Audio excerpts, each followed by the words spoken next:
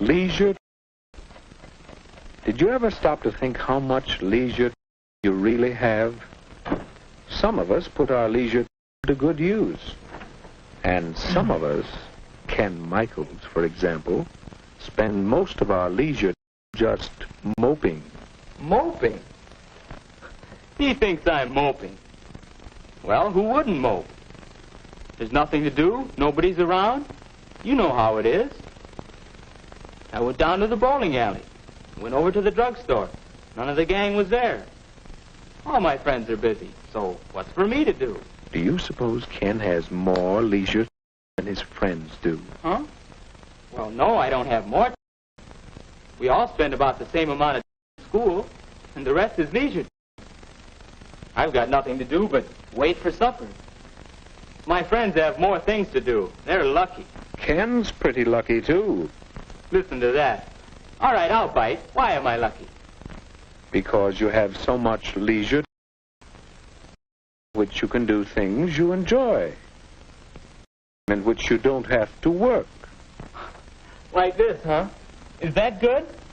Let me show you a few things. Suppose you had lived 100 years ago.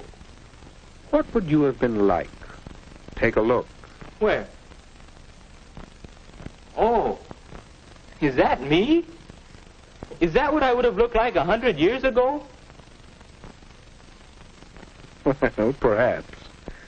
But now, well, let's look back 100 years again and see someone else. Who? Hey, that's my dad.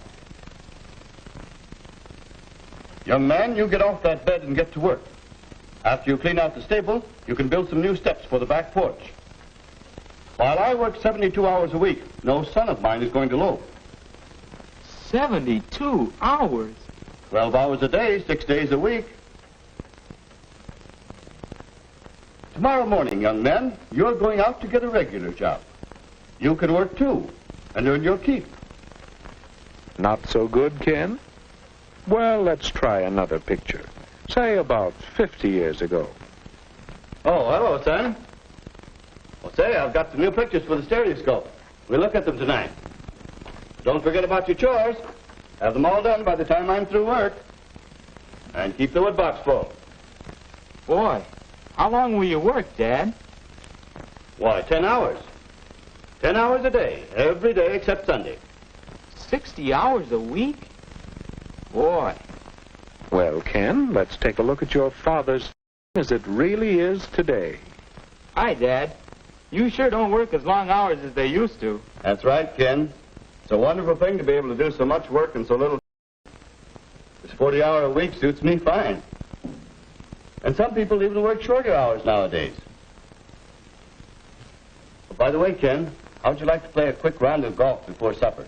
I think we can work it in. And then later, I'd like to shellac that new bookcase I'm making. Well, Ken? Yes, Dad does enjoy his leisure. And to think that a few years ago, people didn't have nearly so much to themselves. Yes, we've gained a lot of leisure in the last century or so. All of us. Wait a minute. All of us?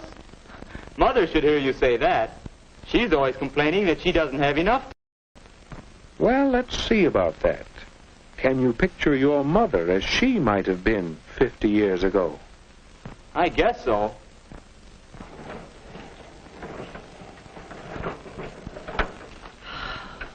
My, that's hard work. It takes so much, too. But that's woman's lot in life. Scrub clothes, carry water, bake bread, feed the chickens, till go to bed and then get up again to start all over again. You see, Ken? Now, how about today?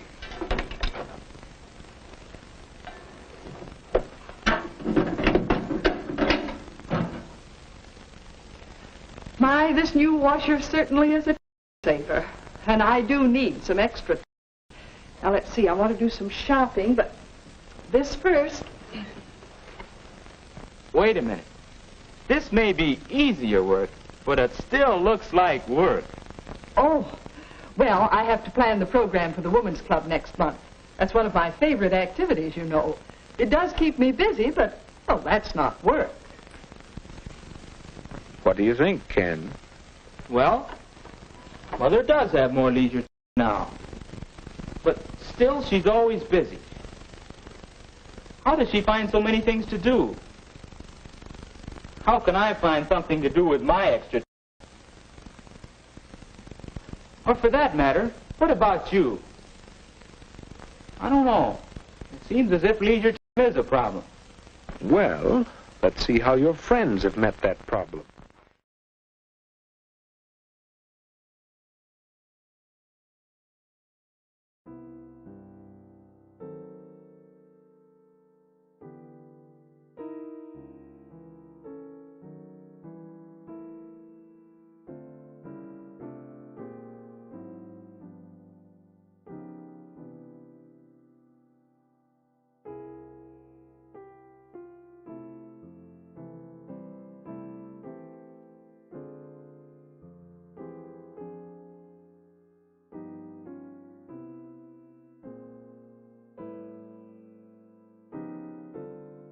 I didn't buy the book, so I don't think it really matters what the promotions say, but whatever.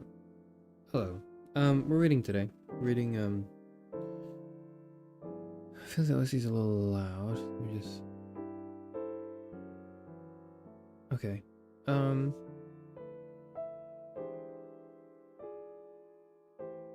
I can't believe you're early. I can believe that I'm early. I can believe it.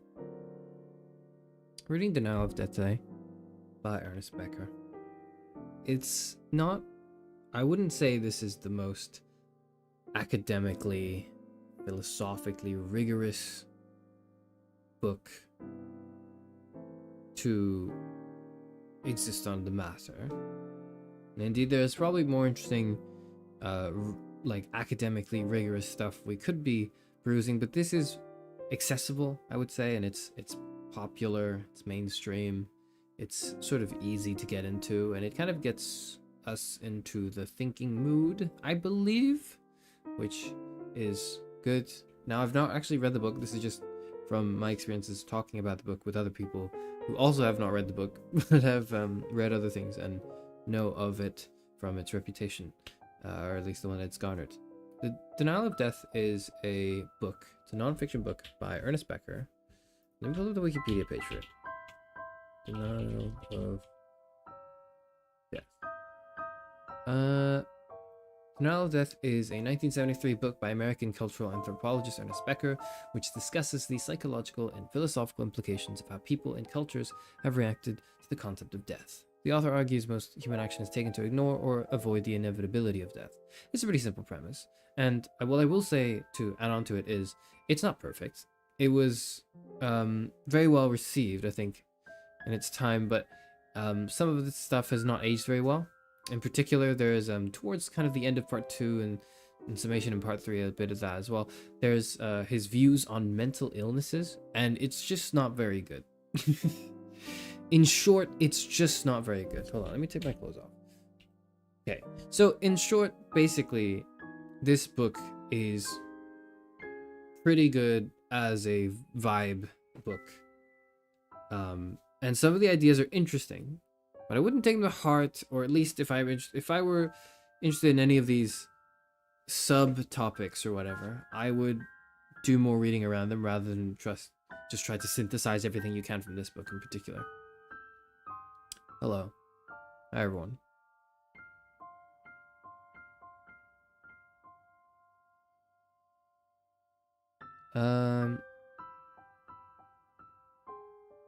Yeah, I'm early. Is that surprising? It always happens. Maybe not always, but sometimes I'm early. Sometimes I show up and I'm a little early, you know? The time is just a suggestion, after all. So here we are, reading a book. Hopefully everyone still remembers how to do that. I don't have to remind you how to read a book. Not just like a physical one, but just like words on a screen in general. And if you've forgotten, I suppose I can do it in the meantime. Or whatever. This is The Denial of Death by Ernest Becker. There's a foreword, there's a preface. I'm not going to read the foreword or the preface. I might read the preface, actually. And then chapter 1, which is the introduction. I'll read chapter 2, The Terror of Death. And then chapter 5, The Psychoanalyst Kierkegaard. You know why I'm reading that chapter. So, let's go into the preface. For the time being, I gave up writing. There is already too much truth in the world, and overproduction, which apparently cannot be consumed. Otto Rank. The prospect of death, Dr. Johnson said, wonderfully concentrates the mind. The main thesis of this book is that it does much more than that. The idea of death, the fear of it, haunts the human animal like nothing else. It is a mainspring of human activity designed largely to avoid the fatality of death, to overcome it by denying in some way that it is the final destiny for man. The noted anthropologist A.M. Huckart once argued that primitives were not bothered by the fear of death, that a sagacious sampling of anthropological evidence would show that death was more often than not accompanied by rejoicing and festivities, that death seemed to be an occasion for celebration rather than fear, much like the traditional Irish wake. Huckart wanted to dispel the notion that, compared to modern man, primitives were childish and frightened by reality. Anthropologists have now largely accomplished this rehabilitation of the primitive. But this argument leaves untouched the fact that the fear of death is indeed a universal in the human condition.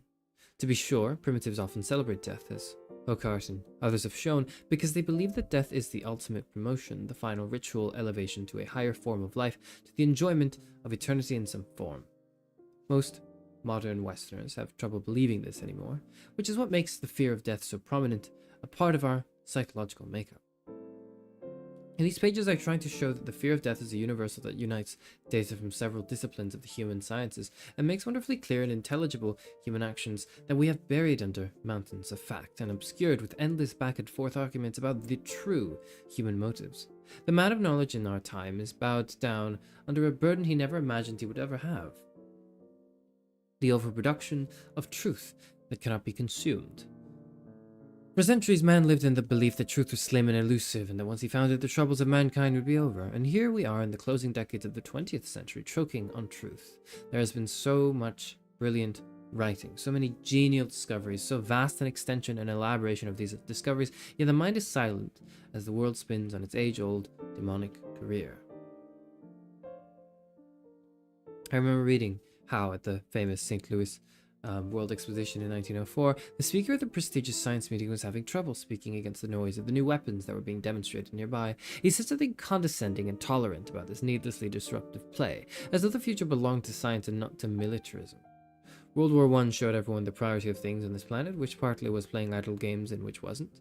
This year, the order of priority was again graphically shown by a world arms budget of $204 billion, at a time when human living conditions on the planet were worse than ever.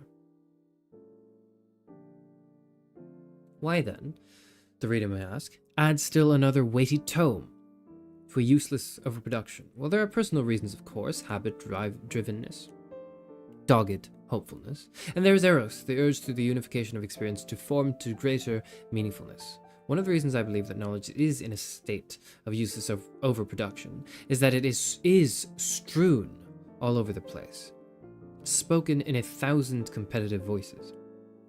Its significant fragments are magnified, all out of proportion, while its major and world historical insights lie around begging for attention. There is no throbbing, vital center. Norman O'Brien observed that the great world needs more eros and less strife, and the intellectual world needs it just as much. There is to be revealed the harmony that unites many different positions, so that the sterile and ignorant polemics can be abated. I've written this book fundamentally as a study in harmonization of the Babel of views on man and on the human condition, in the belief that the time is ripe for a synthesis that covers the best thought in many fields, from the human sciences to religion. I've tried to avoid moving against and negating any point of view, no matter how personally antipathetic to me, if it seems to have a core of truthfulness. I have had the growing realization over the past few years that the problem of man's knowledge is not to oppose and to demolish opposing views, but to include them in a larger theoretical structure. One of the ironies of the creative process is that it partly cripples itself in order to function. I mean that usually in order to turn out a piece of work, the author has to exaggerate the emphasis of it, to oppose it in a forcefully competitive way to other versions of truth, and he gets carried away by his own exaggeration as his distinctive image is built on it. But each honest thinker, who is basically an empiricist, has to have some truth in his position, no matter how extremely he has formulated it. The problem is to find the truth underneath the exaggeration, to cut away the excess elaboration or distortion and include that truth where it fits. A second reason for my writing this book is that I have had more than my share of problems with this fitting together of valid truths in the past dozen years. I've been trying to come to grips with the ideas of Freud and his interpreters and heirs with what might be the distillation of modern psychology, and now I think I have finally succeeded. In this sense, the book is a bid for the peace of my scholarly soul, an offering for intellectual absolution. I feel that it is my first mature work. One of the main things I try to do in this book is to present a summing up of psychology after Freud by tying the whole development of psychology back to that still towering Kierkegaard. I'm thus arguing for a merger of psychology and mythico-religious perspective. I base this argument in large part on the work of Otto Rank, and I've made a major attempt to transcribe the relevance of his magnificent edifice of thought. His coming to grips with Rank's work is long overdue, and if I've succeeded in it, it probably comprises the main value of the book. Rank is so prominent in these pages that perhaps a few words of introduction about him would be helpful here. Frederick Perls once observed that Rank's book, Art and Artist, was beyond praise. I remember being so struck by this judgment that I went immediately to the book. I couldn't very well imagine how anything scientific could be beyond praise. Even the work of Freud himself seemed to me to be praiseworthy, that is, somehow expectable as a product of the human mind. But Perls was right. Rank was, as the young people say, something else. You cannot merely praise much of his work because in its stunning brilliance it is often fantastic, gratuitous, superlative. The insights seem like a gift beyond what is necessary. I suppose part of the reason, in addition to his genius, was that Rank's thought always spanned several fields of knowledge. When he talked about, say, anthropological data, and you expected anthropological insight, you got something else, something more. Living as we do in an era of hyper-specialization, we have lost the expectation of this kind of delight. The experts give us manageable thrills if they thrill us at all. One thing that I hope my confrontation of Rank will do is to send the reader directly to his books. There is no substitute for reading Rank. My personal copies of his books are marked in the covers with an uncommon abundance of notes, underlinings, double exclamation points. He is a mine for years of insights and pondering. My treatment of Rank is merely an outline of his thought, its foundations, many of its basic insights, and its overall implications. This will be the pale Rank, not the staggeringly rich one of his books. Also, Ira Progoff's outline presentation and appraisal of Rank is so correct, so finely balanced in judgment that it can hardly be improved upon as a brief appreciation. Rank is very diffuse, very hard to read, so rich that he is almost inaccessible to the general reader. He was painfully aware of this, and for a time hoped that Anaïs Nin would write his books for him so that they would have a chance to have the same effect that they should have had. What I give in these pages is my own version of Rank, filled out in my own way, a sort of brief translation of his system in the hope of making it accessible as a whole. In this book I cover only his individual psychology. In another book I will sketch a schema for a psychology of history. There are several ways of looking at Rank. Some see him as a brilliant co-worker of Freud, a member of the early circle of psychoanalysis who helped give it broader currency by bringing it to its own vast erudition, who showed how psychoanalysis could illuminate cultural history, myth, and legend, as for example in his early work on the myth of the birth of the hero and the incest motif. They would go on to say that because Rank was never analyzed, his repressions gradually got the better of him, and he turned away from the stable and creative life he had close to Freud, and in his later years his personal instability gradually overcame him and he died prematurely in frustration and loneliness. Others see Rank as an overeager disciple of Freud who tried prematurely to be original and in so doing even exaggerated psychoanalytic reductionism. This judgment is based almost solely on his 1924 book The Trauma of Birth and usually stops there. Still, others see Rank as a brilliant member of Freud's close circle, an eager favorite of Freud whose university education was suggested and financially helped by Freud, and who repaid psychoanalysis with insights into many fields: cultural history, childhood development, the psychology of art, literary criticism, primitive thought, and so on. In short, a sort of many-faceted but not too well organized or self-controlled boy wonder. An intellectually superior Theodoric, so to speak. But all these ways of summing up Rank are wrong, and we know that they derive largely from the mythology of the circle of psychoanalysts themselves. They never forgave Rank for turning away from Freud and so diminishing their own immortality symbol, to use Rank's way of understanding the bitterness and pettiness. Admittedly, Rank's Trauma of Birth gave his detractors an easy handle on him, a justified reason for disparaging his stature. It was an exaggerated and ill-fated book that poisoned his public image, even though he himself reconsidered it and went so far beyond it. Not being merely a co-worker of Freud, a broad-ranging servant of psychoanalysis, Rank had his own unique and perfect thought-out system of ideas. He knew where he wanted to begin, what body of data he had to pass through, and where it all pointed. He knew these things specifically as regards psychoanalysis itself, which he wanted to transcend and did. He knew it roughly as regards the philosophical implications of his own system of thought, but he was not given the time to work this out, as his life was cut short. He was certainly as complete a system maker as were Adler and Jung. His system of thought is at least as brilliant as theirs, if not more so in some ways. We respect Adler for the solidarity of his judgments, the directness of his insight, his uncompromising humanism. We admire Jung for the courage and openness with which he embraced both science and religion, but even more than these two, Rank's system had implications for the deepest and broadest development of the social sciences, implications that have only begun to be tapped.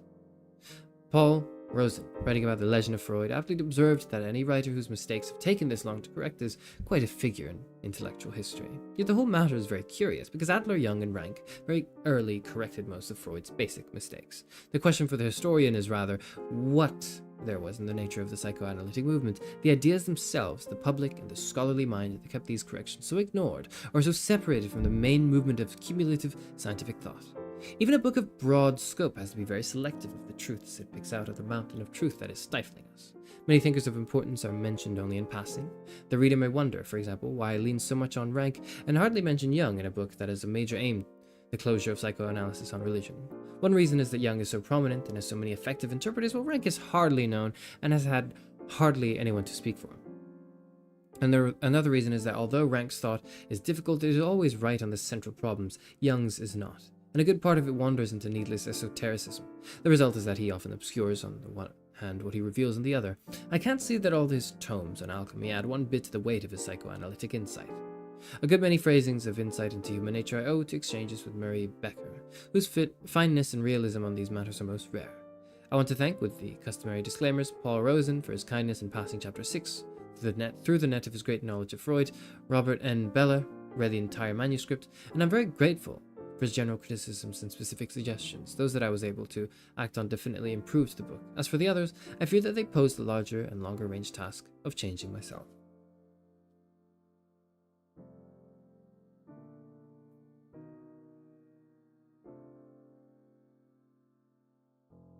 Can you slow down, please? Okay, I was going really quick because I didn't want to spend too much time with the preface. The preface was mostly just like Rank glazing, and I was like, I don't really care for this. And I realized if I read at my normal pace, that's way too fast. This is a shittier audiobook. Yeah, because like that's not the good part of this book. This is my reading. I do what I want. This is my party, and I'll cry if I want to. Okay. Legend of Freud, my favorite Avatar series? Indeed. The Legend of Freud, the last mind bender.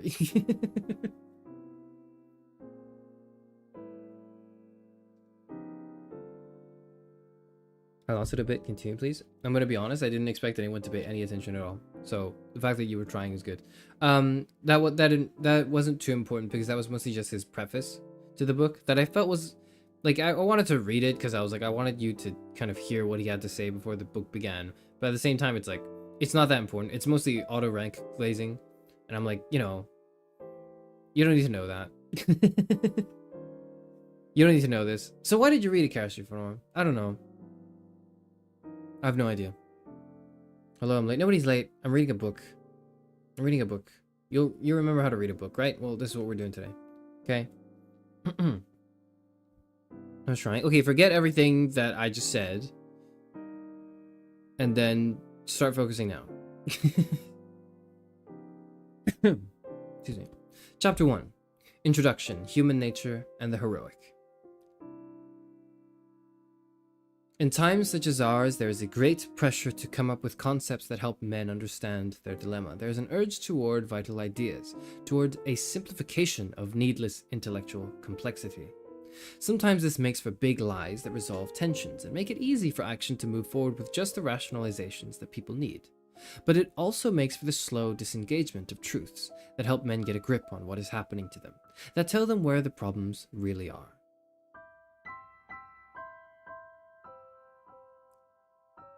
One such vital truth that has long been known is the idea of heroism. But in normal scholarly times, we never thought of making much out of it or indeed of parading it, or of using it as a central concept. Yet the popular mind always knew how important it was, as William James, who covered just about everything, remarked at the turn of the century. Mankind's common instinct for reality has always held the world to be essentially a theater for heroism. Not only the popular mind knew, but philosophers of all ages, and in our culture especially Emerson and Nietzsche. Which is why we still thrill to them. We like to be reminded that our central calling, our main task on this planet, is the heroic. One way of looking at the whole development of social science since Marx and of psychology since Freud is that it represents a massive detailing and clarification of the problem of human heroism. This perspective sets the tone for the seriousness of our discussion. We now have the scientific underpinning for a true understanding of the nature of heroism and its place in human life. If mankind's common instinct for reality is right, we have achieved the remarkable feat of exposing that reality in a scientific way. One of the key concepts for understanding man's urge to heroism is the idea of narcissism. As Erich Fromm has so well reminded us, this idea is one of Freud's great and lasting contributions. Freud discovered that each of us repeats the tragedy of the mythical Greek Narcissus. We are hopelessly absorbed with ourselves. If we care about anyone, it is usually ourselves first of all. As Aristotle somewhere put it, luck is when the guy next to you gets hit with the arrow. 2,500 years of history have not changed man's basic narcissism.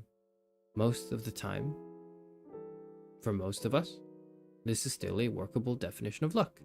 It is one of the meaner aspects of narcissism that we feel that practically everyone is expendable except ourselves. We should feel prepared, as Emerson once put it, to recreate the whole world out of ourselves even if no one else existed. The thought frightens us. We don't know how we could do it without others. Yet at the bottom the basic resource is there. We could suffice alone if need be, if we could trust ourselves as Emerson wanted. And if we don't feel this trust emotionally, still most of us would struggle to survive with all our powers. No matter how many around us died, our organism is ready to fill the world all alone, even if our mind shrinks at the thought. This narcissism is what keeps men marching into point-blank fire in wars. At heart, one doesn't feel that he will die, he only feels sorry for the man next to him. Freud's explanation for this was that the unconscious does not know death or time. In man's physiochemical, inner organic recesses, he feels immortal. None of these observations imply human guile. Man does not seem able to help his selfishness. It seems to come from his animal nature. Through countless ages of evolution, the organism has had to protect its own integrity. It had its own physiochemical identity and was dedicated to preserving it. This is one of the main problems in organ transplants. The organism protects itself against foreign matter, even if it is a new heart that would keep it alive. The protoplasm itself harbors its own, nurtures itself against the world, against invasions of its integrity. It seems to enjoy its own pulsations, expanding into the world and ingesting pieces of it. If you took a blind and dumb organism and gave it self-consciousness and a name, if you made it stand out of nature and know consciously that it was unique, then you would have narcissism. In man, physiochemical identity and the sense of power and activity have become conscious. In man, a working level of narcissism is inseparable from self-esteem, from a basic sense of self-worth. We have learned, mostly from Alfred Adler, that what man needs most is to feel secure in his self-esteem. But man is not just a blind glob of idling protoplasm, but a creature with a name who lives in a world of symbols and dreams and not merely matter. His sense of self-worth is constituted symbolically. His cherished narcissism feeds on symbols, on an abstract idea of his own worth. An idea composed of sounds, words, and images in the air and the mind on paper, and this means that man's natural yearning for organismic activity, the pleasures of incorporation and expansion, can be fed limitlessly in the domain of symbols and so into immortality. The single organism can expand into dimensions of worlds and times without moving a physical limb. It can take eternity into itself, even as it gaspingly dies. In childhood, we see the struggle for self-esteem at its least disguised. The child is unashamed about what he needs and wants most. His whole organism shouts the claims of his natural narcissism. And this claim can make childhood hellish for the adults concerned, especially when there are several children competing at once for the prerogatives of limitless self-extension, what we might call cosmic significance. The term is not meant to be taken lightly, because this is where our discussion is leading. We like to speak casually about sibling rivalry as though it were some kind of byproduct of growing up, a bit of competitiveness and selfishness of children who have been spoiled, who haven't yet grown into a generous social nature. But it is too all-absorbing and relentless to be an aberration. It expresses the heart of the creature, the desire to stand out, to be the one in creation. When you combine natural narcissism with the basic need for self-esteem, you create a creature who has to feel himself an object of primary value, first in the universe, representing in himself all of life. This is the reason for the daily and usually excruciating struggle with siblings. The child cannot allow himself to be second best or devalued, much less left out. You gave him the biggest piece of candy. You gave him more juice. Here's a little more then. Now she's got more juice than me. You let her light the fire in the fireplace and not me. Okay, you light a piece of paper. But this piece of paper is smaller than the one she lit, and so on and so on. An animal who gets his feeling of worth symbolically has to minutely compare himself to those around him, to make sure he doesn't come off second best. Sibling rivalry is a critical problem that reflects the basic human condition. It is not that children are vicious, selfish, or domineering, it is that they so openly express man's tragic destiny. He must desperately justify himself as an object of primary value in the universe. He must stand out to be a hero, make the biggest possible contribution to world life, show that he counts more than anything or anyone else. When we appreciate how natural it is for man to strive to be a hero, how deeply it goes in his evolutionary and organismic constitution, how openly he shows it as a child, then it is all the more curious how ignorant most of us are, consciously, of what we really want and need. In our culture, anyway, especially in modern times, the heroic seems too big for us, or we too small for it. Tell a young man that he's entitled to be a hero and he will blush. We disguise our struggle by piling up figures in a bank book to reflect privately our sense of heroic worth, or by having only a little better home in the neighborhood, a bigger car, brighter children, but underneath throbs the ache of cosmic specialness, no matter how we mask it in concerns of smaller scope. Occasionally, someone admits that he takes this heroism seriously, which gives most of us a chill, as the US Congressman Mendel Rivers, who fed appropriations to the military machine and said he was the most powerful man since Julius Caesar. We may shudder at the crassness of earthly heroism of both Caesar and his imitators, but the fault is not theirs. It is in the way society sets up its hero system and in the people it allows to fulfill its roles. The urge to heroism is natural, and to admit it honest. For everyone to admit it would probably release such pent-up force as to be devastating to societies as they now are. The fact that this is what society is and always has been, a symbolic action system, a structure of statuses and roles, customs and rules for behavior, designed to serve as a vehicle for earthly heroism. Each script is somewhat unique, each culture a different hero system. What the anthropologists call cultural relativity is thus really the relativity of hero systems the world over. But each cultural system is a dramatization of earthly heroics. Each system cuts up roles for performances of various degrees of heroism, from the high heroism of a Churchill, a Mao, or a Buddha, to the low heroism of the coal miner, the peasant, the simple priest, the plain, everyday, earthy heroism, wrought by gnarled working hands, guiding a family through hunger and disease. It doesn't matter whether the cultural hero system is frankly magical, religious, and primitive, or secular, scientific, and civilized. It is still a mythical hero system in which people serve in order to earn a feeling of primary value, of cosmic specialness, of ultimate usefulness, creation, of unshakable meaning. They earn this feeling by carving out a place in nature, by building an edifice that reflects human value. A temple, a cathedral, a totem pole, a skyscraper, a family that spans 3 generations. The hope and belief is that the things that man creates in society are of lasting worth and meaning. That they outlive or outshine death and decay. That man and his products count. When Norman O. Brown said that Western society since Newton, no matter how scientific or secular it claims to be, is still as religious as any other, this is what he meant. Civilized society is a hopeful belief, and protest that science, money, and goods make man count for more than any other mammal. In this sense, everything that man does is religious and heroic, and yet in danger of being fictitious, and fallible.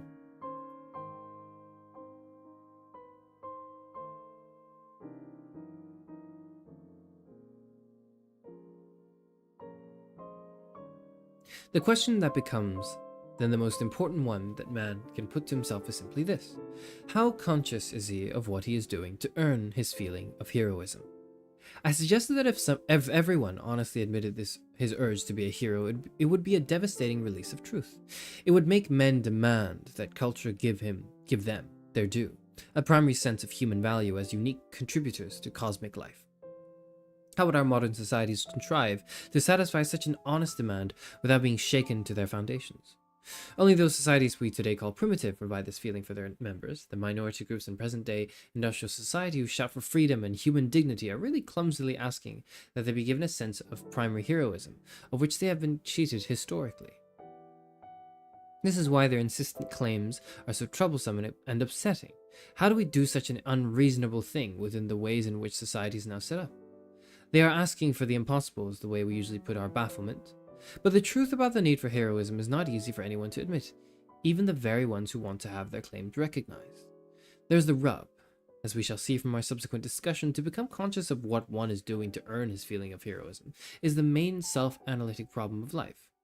Everything painful and sobering in what psychoanalytic genius and religious genius have discovered about man revolves around the terror of admitting that what one is doing to earn his self-esteem. This is why human heroics is a blind drivenness that burns people up in passionate people, a screaming for glory, as uncritical and reflexive as the howling of a dog. In the more passive masses of mediocre men, it is disguised as they humbly and complainingly follow out rules that the society provides for their heroics and try to earn their promotions within the system, wearing the standard uniforms but allowing themselves to stick out, but ever so little and so safely. With a little ribbon or a red boutonniere, but not with heads and shoulders. If we were to peel away this massive disguise, the blocks of repression over human techniques for earning glory, we would arrive at the potentially most liberating question of all, the main problem of human life. How empirically true is the cultural hero system that sustains and drives men? They mentioned the meaner side of man's urge to cosmic heroism, but there is obviously the noble side as well. Man will lay down his life for his country, his society, his family. He will choose to throw himself on a grenade to save his comrades. He is capable of the highest generosity and self-sacrifice, but he has to feel and believe that what he is doing is truly heroic, timeless, and supremely meaningful. The crisis of modern society is precisely that the youth no longer feel heroic in the plan for action that their culture has set up. They don't believe it is empirically true to the problems of their lives and times. We're living a crisis of heroism that reaches into every aspect of our social life. The dropouts of university heroism, of business and career heroism, of political action heroism, the rise of anti-heroes, those who would be heroic each in his own way, or like Charles Manson with his special family. Those whose tormented heroics lash out at the system that itself has ceased to represent agreed heroism. The great perplexity of our time, the churning of our age, is that the youth have sensed, for better or for worse, a great social historical truth. That just as there are useless self-sacrifices in unjust wars, so too is there an ignoble heroics of whole societies. It can be the viciously destructive heroics of Hitler's Germany, or the plain, debasing and silly heroics of the acquisition and display of consumer goods, the piling up of money and privileges that now characterizes whole ways of life, capitalist and Soviet. And the crisis of society is, of course, the crisis of organized religion, too. Religion is no longer valid as a hero system, and so the youth scorn it. If traditional culture is discredited as heroics, then the church that supports that culture automatically discredits itself. If the church, on the other hand, chooses to insist on its own special heroics, it might find that in crucial ways it must work against the culture, recruit youth to be anti-heroes to the ways of life, of the society they live in. This is the dilemma of religion in our time. Conclusion. What I have tried to do in this brief introduction is to suggest that the problem of heroics is the central one of human life, that it goes deeper into human nature than anything else because it is based on organismic narcissism, and on the child's need for self-esteem as the condition for his life.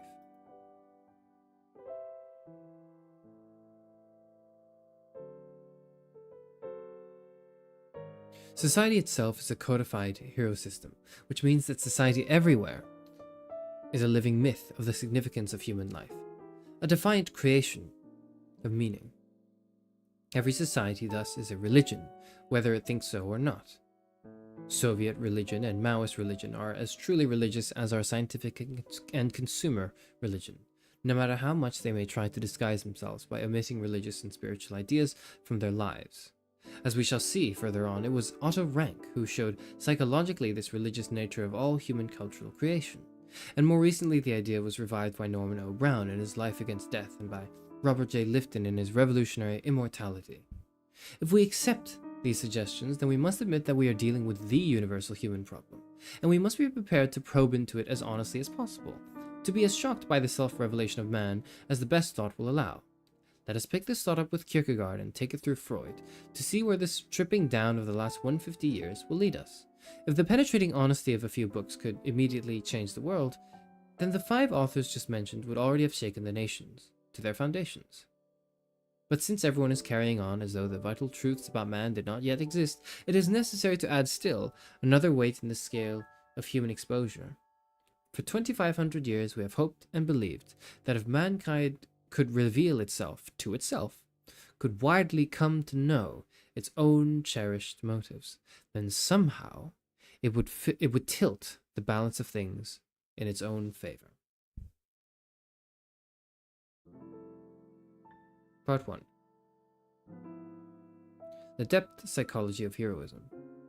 I drink not from mere joy and wine, nor to scoff at faith, no, only to forget myself for a moment, that only do I want of intoxication, that alone. Omar Khayyam. So, okay, just a brief pause on chapter 1. The introduction. It's fine. It's not as good as I hoped it would be. There's a lot of it.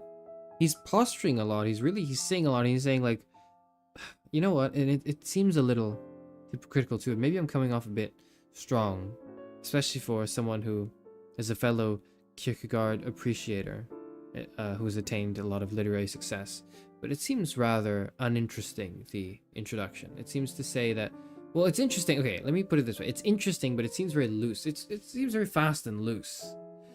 His ideas on the heroism structure of human nature. Like, it's sort of like, I'll run along with it. I'll go along with it for now, but it does seem like he's got a lot of explaining to do for me to buy into that. Maybe that's what he does in the next few chapters, right? It's an interesting idea, but it doesn't seem like he's doing more than just saying, what if all of humankind's problems traced back to heroism? And then he raises like 2-3 examples and then loosely sort of tries to tether it to stuff. And I think the not the weakness of it, but perhaps like the thing that I would find a bit lacking, really, is in how he doesn't quite go beyond he doesn't quite expand on what he means by heroism, because a lot of the heroism that he's brought up seems to be like either to be moral, like a morally good person, or it's like to achieve greatness in some sense, like a sort of extending yourself beyond yourself, right? To commit actions that ripple.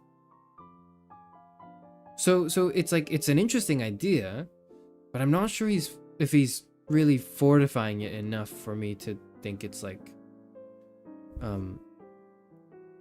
really worth buying into. So those are my thoughts for now. Let's get into chapter 2.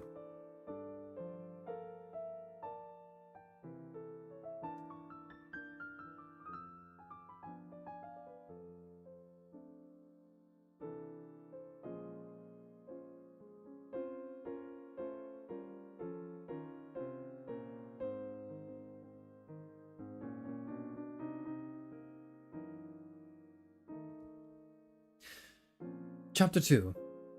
The Terror of Death. Is it not for us to confess that in our civilized attitude towards death, we are once more living psychologically beyond our means, and must reform and give truth its due? Would it not be better to give death the place in actuality, and in our thoughts, which properly belongs to it, and to yield a little more prominence to that unconscious attitude towards death which we have hitherto so carefully suppressed? This hardly seems indeed a greater achievement, but rather a backward step. But it has the merit of taking somewhat more into account the true state of affairs. Sigmund Freud. The first thing we have to do with heroism is to lay bare its underside, show what gives human heroics its specific nature and impetus. Here we introduce directly one of the greatest discoveries or rediscoveries of modern thought, that of all things that move man, one of the principal ones is his terror of death. After Darwin, the problem of death as an evolutionary one came to the fore, and many thinkers immediately saw that it was a major psychological problem for man. They also very quickly saw what real heroism was about, and as Shaler wrote just at the turn of the century, heroism is first and foremost a reflex of the terror of death.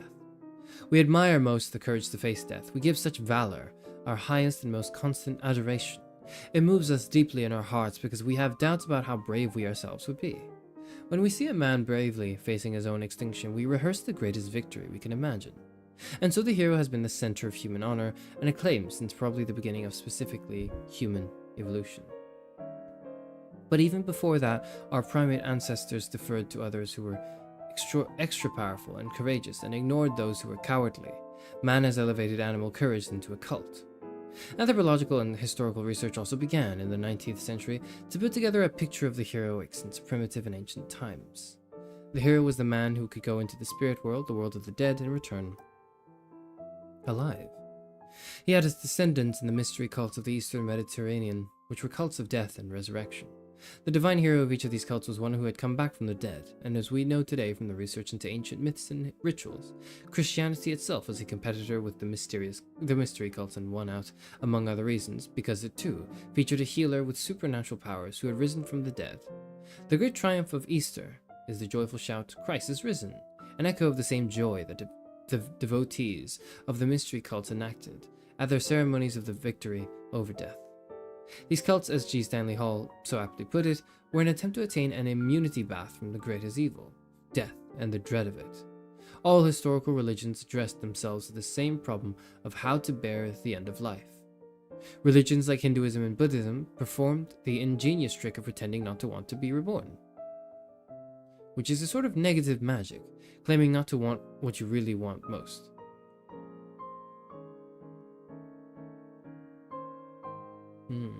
That's an interesting statement. When philosophy took over from religion, it also took over religion's central problem, and death became the real muse of philosophy from its beginnings in Greece, right through Heidegger and modern existentialism.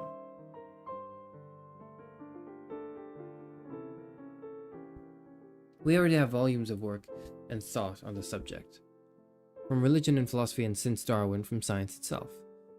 The problem is how to make sense of it. The accumulation of research and opinion on the fear of death is already too large to be dealt with and summarized in any simple way. The revival of interest in death in the last few decades has alone already piled up a formidable literature, and this literature does not point in any single direction.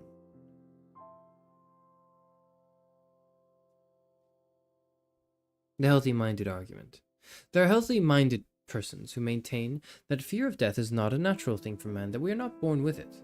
An increasing number of careful studies on how the actual fear of death develops in the child agree fairly well that the child has no knowledge of death until about the age of 3 to 5.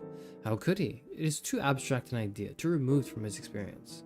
He lives in a world that is full of living, acting things, responding to him, amusing him, feeding him. He doesn't know what it means for life to disappear forever, nor theorize where it would go.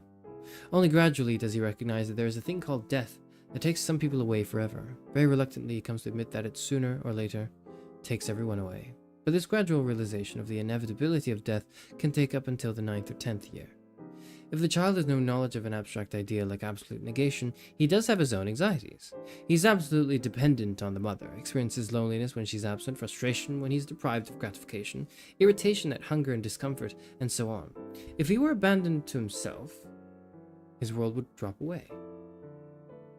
And his organism must sense this at some level.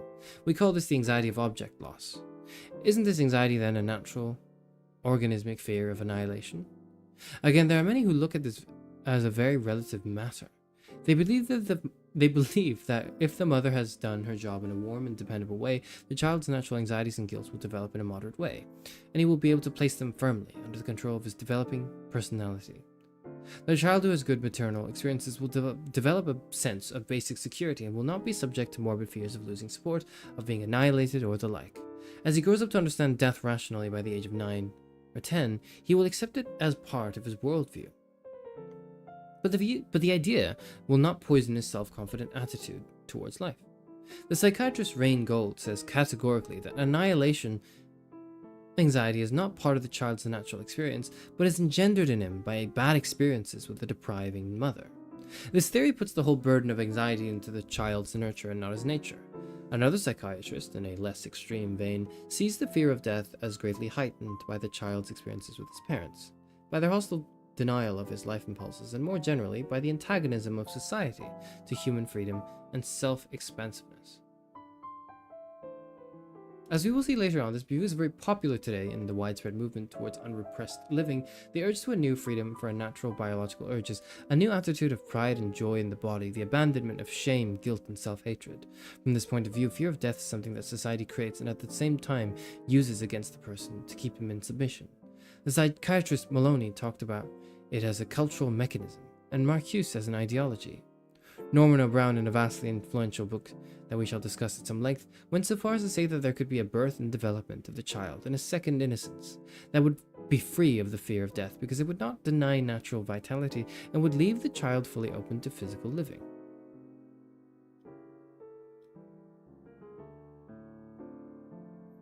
It is easy to see that, from this point of view, those who have had bad early experiences will be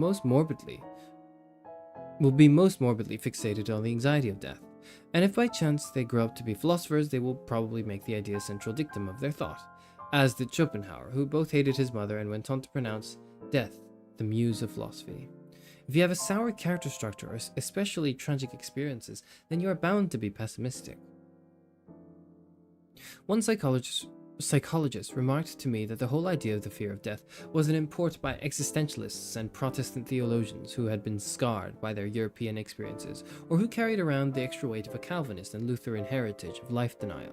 Even the distinguished psychologist Gardner Murphy seems to lean to this school and urges us to study the person who exhibits the fear of death, who places anxiety in the center of his thought, and Murphy asks why the living of life in joy and love cannot also be regarded as real and basic.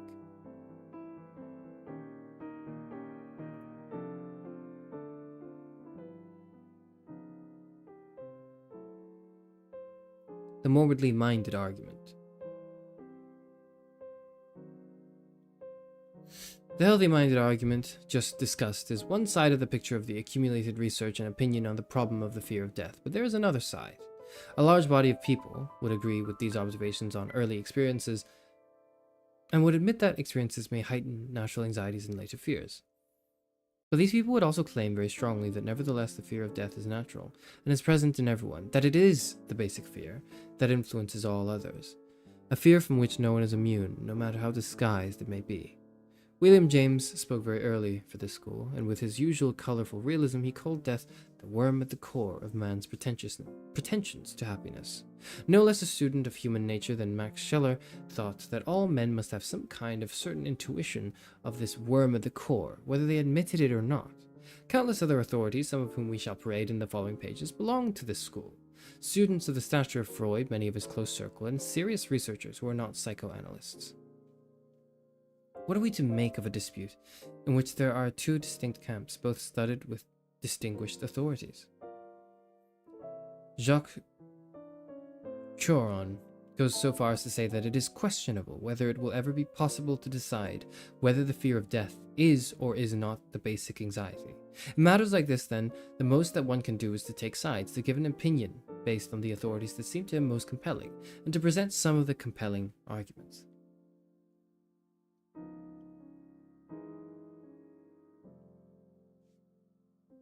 I frankly side with the second school. In fact, this whole book is a network of arguments based on the universality of the fear of death, or terror as I prefer to call it, in order to convey how all-consuming it is when we look it full in the face. The first document that I want to present and linger on is a paper written by the noted psychoanalyst Gregory Zilberg. It is an especially penetrating essay that, for succinctness and scope, has not been much improved upon, even though it appeared several decades ago. Zilberg says that most people think death fear is absent because it rarely shows its true face. But he argues that underneath all appearances, fear of death is universally present. For behind the sense of insecurity in the face of danger, behind the sense of discouragement and depression, there always lurks the basic fear of death, a fear which undergoes most complex elaborations and manifests itself in many indirect ways. No one is free of the fear of death.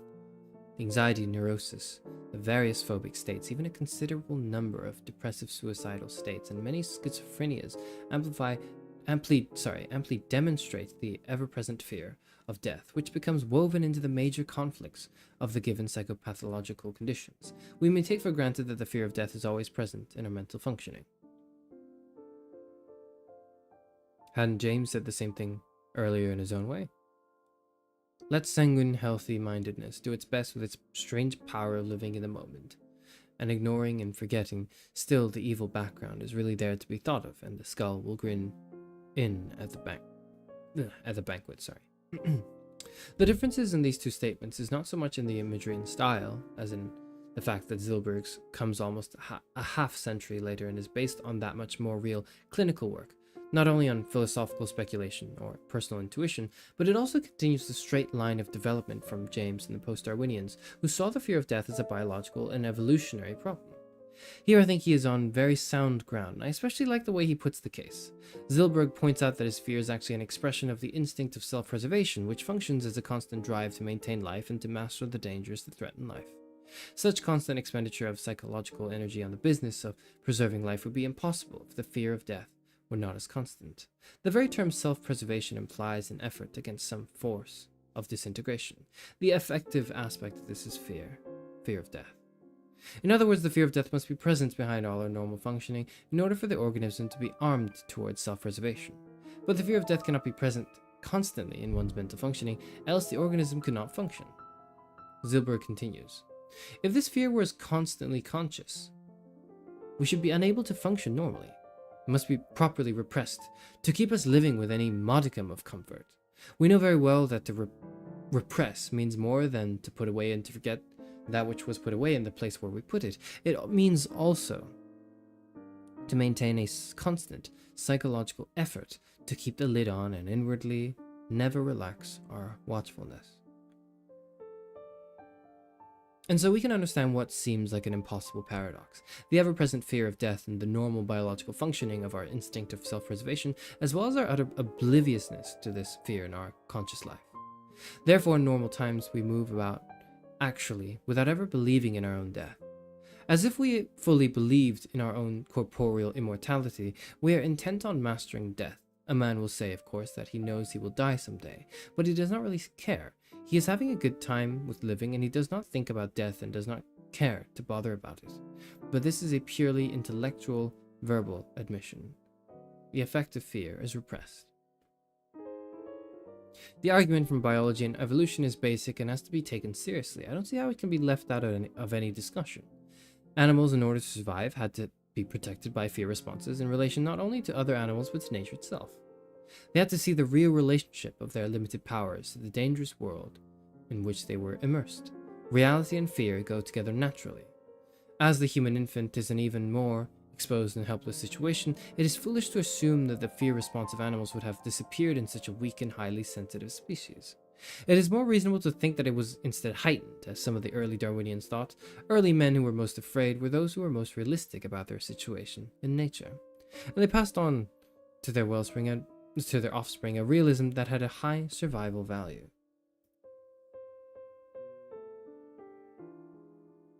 The result was the emergence of man, as we know him, a hyper-anxious animal who constantly invents reasons for anxiety, even when there are none. The argument from psychoanalysis is less speculative and has to be taken even more seriously. It showed us something about the child's inner world that we had never realized, namely that it was more filled with terror. The more the child was different from other animals, we could say that fear is programmed into the lower animals by ready-made instincts. But an animal who has no instincts has no programmed fears. Man's fears are fashioned out of the ways in which he perceives the world. Now, what is unique about the child's perception of the world? For one thing, the extreme confusion of cause and effect relationships. For another, extreme unreality about the limits of his own powers. The child lives in a situation of utter dependence. And when his needs are met, it must seem to him that he has magical powers, real omnipotence. If he experiences pain, hunger, or discomfort, all he has to do is scream, and he's relieved and lulled by gentle, loving sounds. He is a magician and a telepath who has only to mumble and to imagine, and the world turns to his desires. But now the penalty for such perceptions. In a magical world where things cause other things to happen just by a mere thought or a look of displeasure, anything can happen to anyone. When the child experiences inevitable and real frustrations from his parents, he directs hate and destructive feelings towards them, and he has no way of knowing that malevolent feelings cannot be fulfilled by the same magic as were his other wishes. Psychoanalysts believe that this confusion is a main cause of guilt and helplessness in the child. In his very fine essay, Wall summed up this paradox. These socialization processes for all children are painful and frustrating, and hence no child escapes forming hostile death wishes towards his socializers. Therefore, none escape the fear of personal death in either direct or symbolic form. Repression is usually immediate and effective. The child is too weak to take responsibility for all his destructive feeling, and he can't control the magical execution of his desires. This is what we mean by an immature ego. The child doesn't have the sure ability to organize his perceptions and his relationship to the world. He can't control his own activity, and he doesn't have sure command over the acts of others. He thus has no real control over the magical cause and effect that he senses, either inside himself or outside in nature and in others. His destructive wishes could explode, his parents' wishes likewise. The forces of nature are confused externally and internally, and for a weak ego this fact makes for quantities of exaggerated potential, power, and added terror. The result is that the child, at least some of the time, lives with an inner sense of chaos that other animals are immune to. Ironically, even when the child makes out real cause and effect relationships, they become a burden to him because he overgeneralizes them. One such generalization is what the psychoanalysts call the Talion principle. The child crushes insects, sees the cat eat a mouse and makes it vanish, joins with the family to make a pet rabbit disappear into their interiors, and so on. He comes to know something about the power relations of the world, but can't give them relative value. The parents could eat him and make him vanish, and he could likewise eat them. When the father gets a fierce glow in his eyes as he clubs a rat, the watching child might also expect to be clubbed, especially if he has been thinking bad magical thoughts. I don't want to seem to make an exact picture of processes that are still unclear to us, or to make out that all children live in the same world and have the same problems. Also, I wouldn't want to make the child's world seem more lurid than it really is most of the time, but I think it is important to show the painful contradictions that must be present in it at least some of the time, and to show how fantastic a world it surely is for the first few years of a child's life. Perhaps then we could understand better why Zilberg said that the fear of death undergoes most complex elaborations and manifests itself in many indirect ways. Or, as Wall so perfectly put it, death is a complex symbol and not any particular, sharply defined thing to the child. The child's concept of death is not a single thing, but it is rather a composite of mutually contradictory paradoxes. Death itself is not only a state, but a complex symbol, the significance of which will vary from one person to another and from one culture to another. We could understand, too, why children have their recurrent nightmares, their universal phobias of insects and mean dogs, and their tortured interiors radiate complex symbols of many inadmissible realities. Terror of the world, the horror of one's own wishes, the fear of vengeance by the parents, the disappearance of things, one's lack of control over anything really. It's too much for any animal to take, but the child has to take it. And so he wakes up screaming with almost punctual regularity during the period when his weak ego is in the process of consolidating things. The disappearance of the fear of death. Yet the nightmares become more and more widely spaced, and some children have more than others. We're back again to the beginning of our discussion, to those who do not believe that the fear of death is normal, who think that it is a neurotic exaggeration that draws on bad early experiences. Otherwise, they say that how explain that so many people, the vast majority, seem to survive the flurry of childhood nightmares and go on to live a healthy, more or less optimistic life, untroubled by death. As Montaigne said, the peasant has a profound indifference and a patience towards death in the sinister side of life. And if we say that this is because of his stupidity, then let's all learn from stupidity. Today, when we know more than Montaigne, we would say, let's all learn from repression, but the moral would have just as much weight. Repression takes care of the complex symbol of death for most people. But its disappearance doesn't mean that the fear was never there. The argument of those who believe in the universality of the innate terror of death rests its case mostly on what we know about how effective repression is. The argument can probably never be cleanly decided. If you claim that a concept is not present because it is repressed, you can't lose. It is not a fair game intellectually because you always hold the trump card.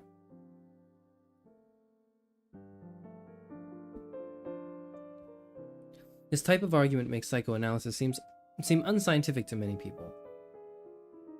The fact that its proponents can claim that someone denies one of their concepts because he represses his consciousness of its truth. But repression, is not a magical word for winning arguments. It is a real phenomenon, and we've been able to study many of its workings. This study gives it legitimacy as a scientific concept, and makes it a more or less dependable ally in our argument. For one thing, there is a growing body of research trying to get at this consciousness of death, denied by repression, that uses psychological tests, such as measuring galvanic skin responses. It strongly suggests that underneath the most bland exterior lurks the universal anxiety, the worm at the core. For another thing, there is nothing like shocks in the real world to jar loose repressions. Recently, psychiatrists reported an increase in anxiety neuroses in children as a result of the earth tremors in Southern California. For these children, the discovery that life really includes cataclysmic danger was too much for their still imperfect denial systems. Hence, open outbursts of anxiety. With adults, we see this manifestation of anxiety in the face of impending catastrophe, where it takes the form of panic. Recently, several people suffered broken limbs and other injuries after forcing open their airplane's safety door during takeoff and jumping from the wing to the ground. The incident was triggered by the backfire of an engine. Obviously, underneath these harmless noises, other things are rumbling in the creature. But even more important is how repression works. It is not simply a negative force opposing life energies, it lives on life energies and uses them creatively. I mean that fears are naturally absorbed by expansive organismic striving. Nature seems to have built into organisms an innate healthy-mindedness. It expresses itself in self-delight, in the pleasure of unfolding one's capacities into the world, in the incorporation of things in that world, and in feeding on its limitless experiences. This is a lot of very positive experience. And when a powerful organism moves with it, it gives contentment. As Santayana once put it, a lion must feel more secure that God is on his side than a gazelle. On the most elemental level, the organism works actively against its own fragility by seeking to expand and perpetuate itself in living experience. Instead of shrinking, it moves toward more life. Also, it does one thing at a time, avoiding needless distractions from all-absorbing activity. In this way, it would seem, fear of death can be carefully ignored or actually absorbed in life-expanding processes. Occasionally, we seem to see such a vital organism on the human level. I am thinking of the portrait of Zorba the Greek drawn by Nikos Kazantzakis. Zorba was an ideal of the nonchalant victory of all-absorbing daily passion over timidity and death, and he purged others in his life-affirming flame. But Kazantzakis himself was no Zorba, which is partly why the character of Zorba rang a bit false. Nor are most other men. Still, everyone enjoys a working amount of basic narcissism, even though it's not lions. The child who is well nourished and loved develops, as we said, a sense of magical omnipotence, a sense of his own indestructibility, a feeling of proven power and secure support. He can imagine himself, deep down, to be eternal. We might say that this repression of the idea of his own death is made easy for him because he is fortified against it in his very narcissistic vitality. This type of character probably helped Freud to say that the unconscious does not know death. Anyway, we know that basic narcissism is increased when one's childhood experiences have been securely life-supporting and warmly enhancing to the sense of self, to the feeling of being really special, truly number one in creation. The result is that some people have more of what the psychoanalyst Leon J. Saul has aptly called inner sustainment. It is a sense of bodily confidence in the face of experience that sees the person more easily through severe life crises, and even sharp personality changes. It almost seems to take the place of the directive instincts of lower animals. One can't help thinking of Freud again, who had more inner sustainment than most men. thanks to his mother and favorable early environment. He knew the confidence and courage that he gave to a man, and he himself faced up to life and to a fatal cancer with a stoic heroism. Again, we have evidence that the complex symbol of fear of death would be very variable in its intensity. It would be, as Wall concluded, profoundly dependent upon the nature and the vicissitudes of the developmental process.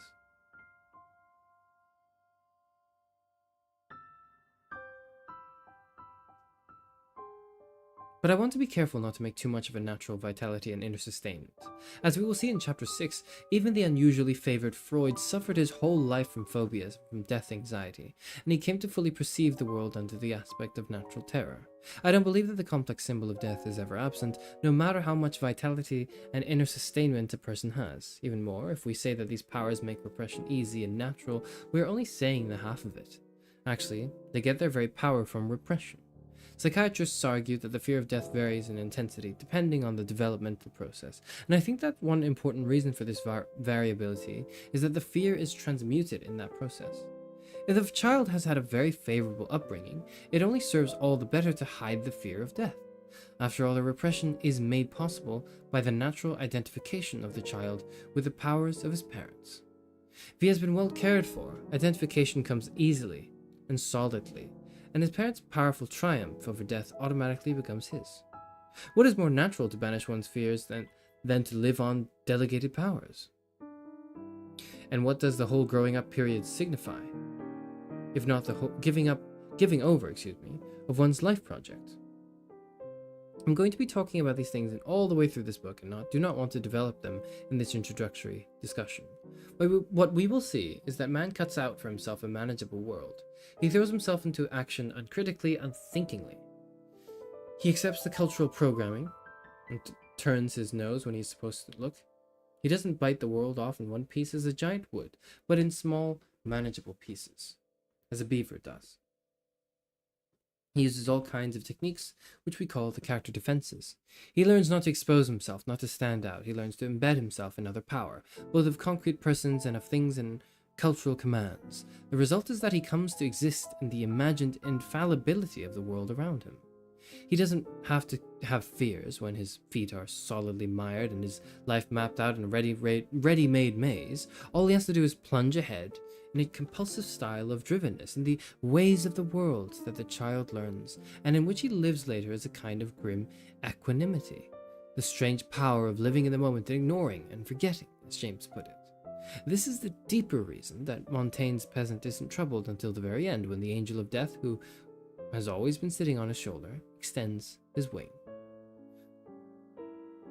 Or at least until he is prematurely startled into dumb awareness, like the husbands in John Cassavet's fine film.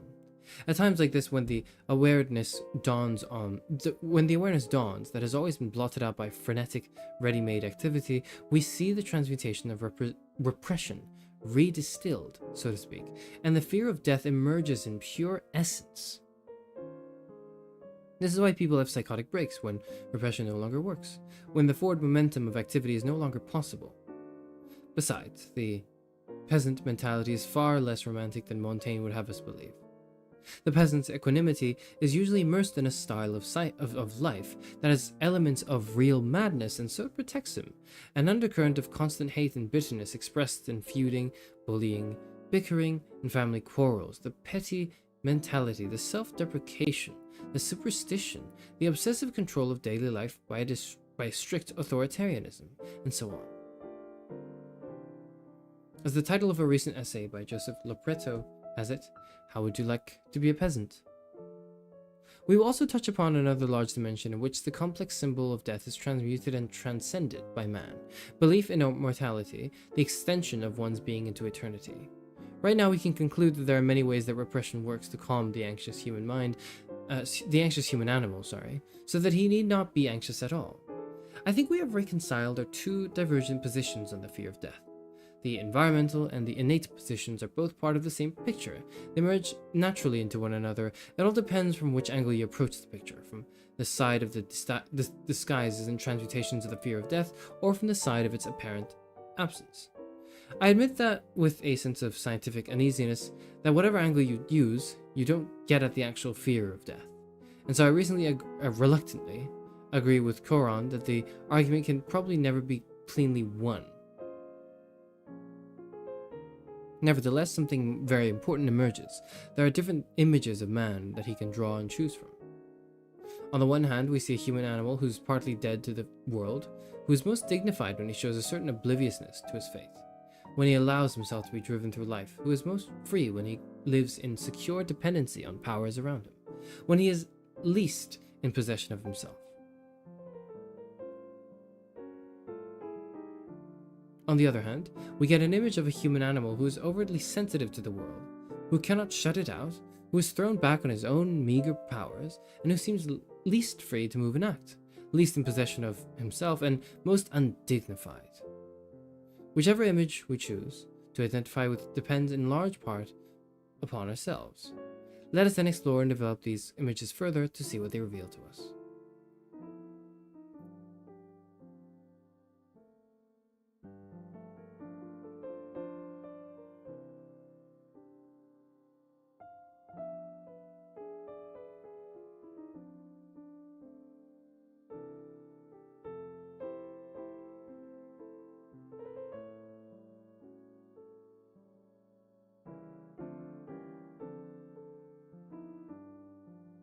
Fazuma says, I know he's trying to make a point, but I can't connect it, to be honest. I honestly, it's kind of same. I'm reading it as well. I'm getting confused. Like, I can't see where his lines of argument are going. It feels like it's just really all over the place. I can't seem to find that through line. The through line he tries to make clear is like the terror of death, right? The fact that people fear death, that's the kind of big thing, that's the big thrust of his theory. Yet it doesn't seem all that compelling beyond the initial, like, the intuitiveness of such an idea. Well, people live, and a lot of their motivation to live is because they don't want to die. Well, it just doesn't seem very really that productive. I hate to use the word productive, but you know what I mean. So, okay, that was chapter 1 and 2. It's really confusing, I think, what he's getting at. I can summarize again, if it would help, the Wikipedia page. But essentially what he's arguing is that man's innate and all-encompassing fear of death drives him to attempt to transcend death through culturally standardized hero systems and symbols. There's a bit of the Wikipedia article of this book that I found interesting that I put into my description. But it talks about a causa sui project, sometimes called an immortality project or heroism project. A person's heroism project acts as their immortality vessel, whereby they subscribe to a particular set of culturally created meanings and through them gain personal significance beyond that afforded to other mortal animals. This enables the individual to imagine at least some visage of those meanings continuing beyond their own lifespan, thus avoiding the complete self-negation we perceive when other biological creatures die in nature. Essentially, he talks about the idea of how people tend to, like, the self-focus that people have tend to resemble something along the lines of an immortality project, which I find interesting. But, you know, we haven't gone there. I don't think we're getting there yet for today.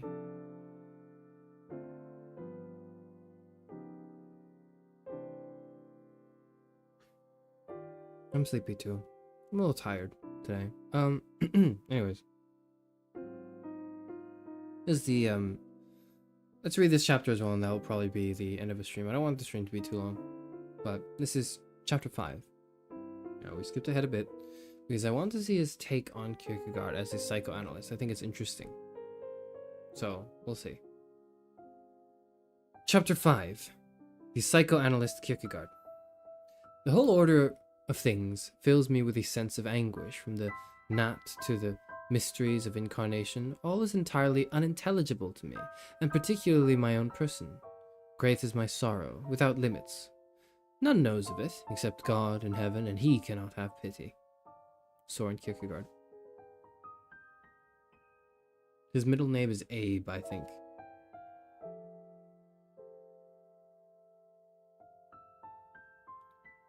Today we can call Kierkegaard a psychoanalyst without fear of being laughed at, or at least with confidence that the scoffers are uninformed. In the last few decades, a new discovery of Kierkegaard has been taking place, a discovery that is momentous because it links him into the whole structure of knowledge in the humanities in our time. We used to think that there was a strict difference between science and belief, and that psychiatry and religion were consequently far apart. But now we find the psychiatric and religious perspectives on reality are intimately related. For one thing, they grow out of one another historically, as we shall see in a later section. Even more importantly for now, they reinforce one another. Psychiatric experience and religious experience cannot be separated either subjectively in the person's own eyes or objectively in the theory of character development. Nowhere is this merger of religious and psychiatric categories clearer than in the work of Kierkegaard. He gave us some of the best empirical analyses of the human condition ever fashioned by man's mind. But ironically, it was not until the epoch of the scientific atheist Freud that we could see the scientific stature of the theologian Kierkegaard's work. Only then did we have the clinical evidence to support it. The noted psychologist Maurer summed it up perfectly 2 decades ago. Freud had to live and write before the earlier work of Kierkegaard could be correctly understood and appreciated. There have been several good attempts to show how Kierkegaard anticipated the data of modern clinical psychology. Most of the European existentialists have had something to say about this, along with theologians like Paul Tillich. The meaning of this work is that it draws a circle around psychiatry and religion. It shows that the best existential analysis of the human condition leads directly into the problems of God and faith, which is exactly what Kierkegaard had argued. I'm not going to attempt to repeat and decode Kierkegaard's breathtakingly penetrating and often difficult to understand analysis of the human condition. What I want to do instead is to try to present a summing up of the main argument contained in his psychological works, as pointedly and sparingly as possible, so that the reader can see in a nutshell what Kierkegaard was driving at. If I can do this without getting too involved, because fascinated by Kierkegaard's genius, the reader should be struck by the result. The structure of Kierkegaard's understanding of man is almost exactly a recap of the modern clinical picture of man that we have sketched in the first 4 chapters of this book. The reader can then judge for himself how congruent the 2 pictures are at basic points, even though I don't present Kierkegaard in his stunning detail. Why it is that we are today comparing Kierkegaard's stature in psychology to Freud's, and why I and others are prepared to call Kierkegaard as great a student of the human condition as was Freud. The fact is that, although writing in the 1840s, he was really post-Freudian, which conveys the eternal uncanniness of genius. The existential paradox as the beginning of psychology and religion. The foundation stone for Kierkegaard's view of man is the myth of the fall, the ejection of Adam and Eve from the Garden of Eden. In this myth is contained, as we saw, the basic insight of psychology for all time, that man is a union of opposites, of self-consciousness and of physical body. Man emerged from the instinctive, thoughtless action of the lower animals and came to reflect on his condition. He was given a consciousness of his individuality and his part divinity in creation, the beauty and uniqueness of his face and his name. At the same time, he was given the consciousness of the terror of the world and of his own death and decay. This paradox is really the constant thing about man in all periods of history and society. It is thus the true essence of man, as Fromm said. As we saw, the leading modern psychologists have themselves made it the cornerstone of their understanding, but Kierkegaard had already counseled them. Further than this, psychology cannot go, and moreover, it can verify this point again and again in his observation of human life. The fall into self-consciousness, the emergence from comfortable ignorance in nature, had one great penalty for man. It gave him dread or anxiety.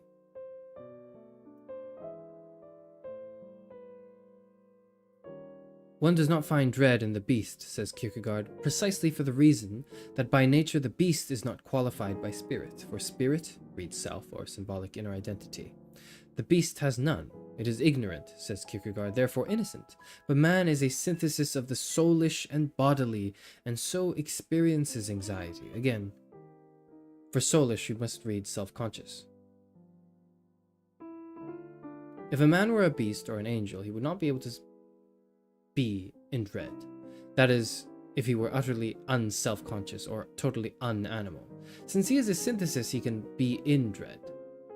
Man himself produces dread. Man's anxiety is a function of his sheer ambiguity and of his complete powerlessness to overcome that ambiguity. And of his complete Give me a second.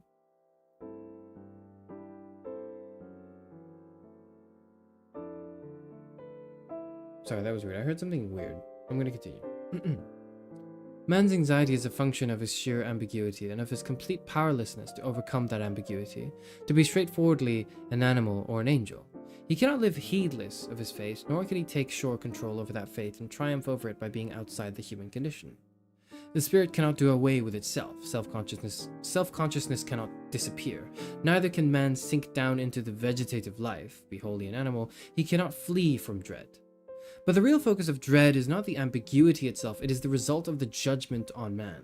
That if Adam eats of the fruit of the tree of knowledge, God tells him, thou shalt surely die. In other words, the final terror of self-consciousness is the knowledge of one's own death, which is the peculiar sentence on man alone in the animal kingdom. This is the meaning of the Garden of Eden myth and the rediscovery of modern psychology, that death is man's peculiar and greatest anxiety.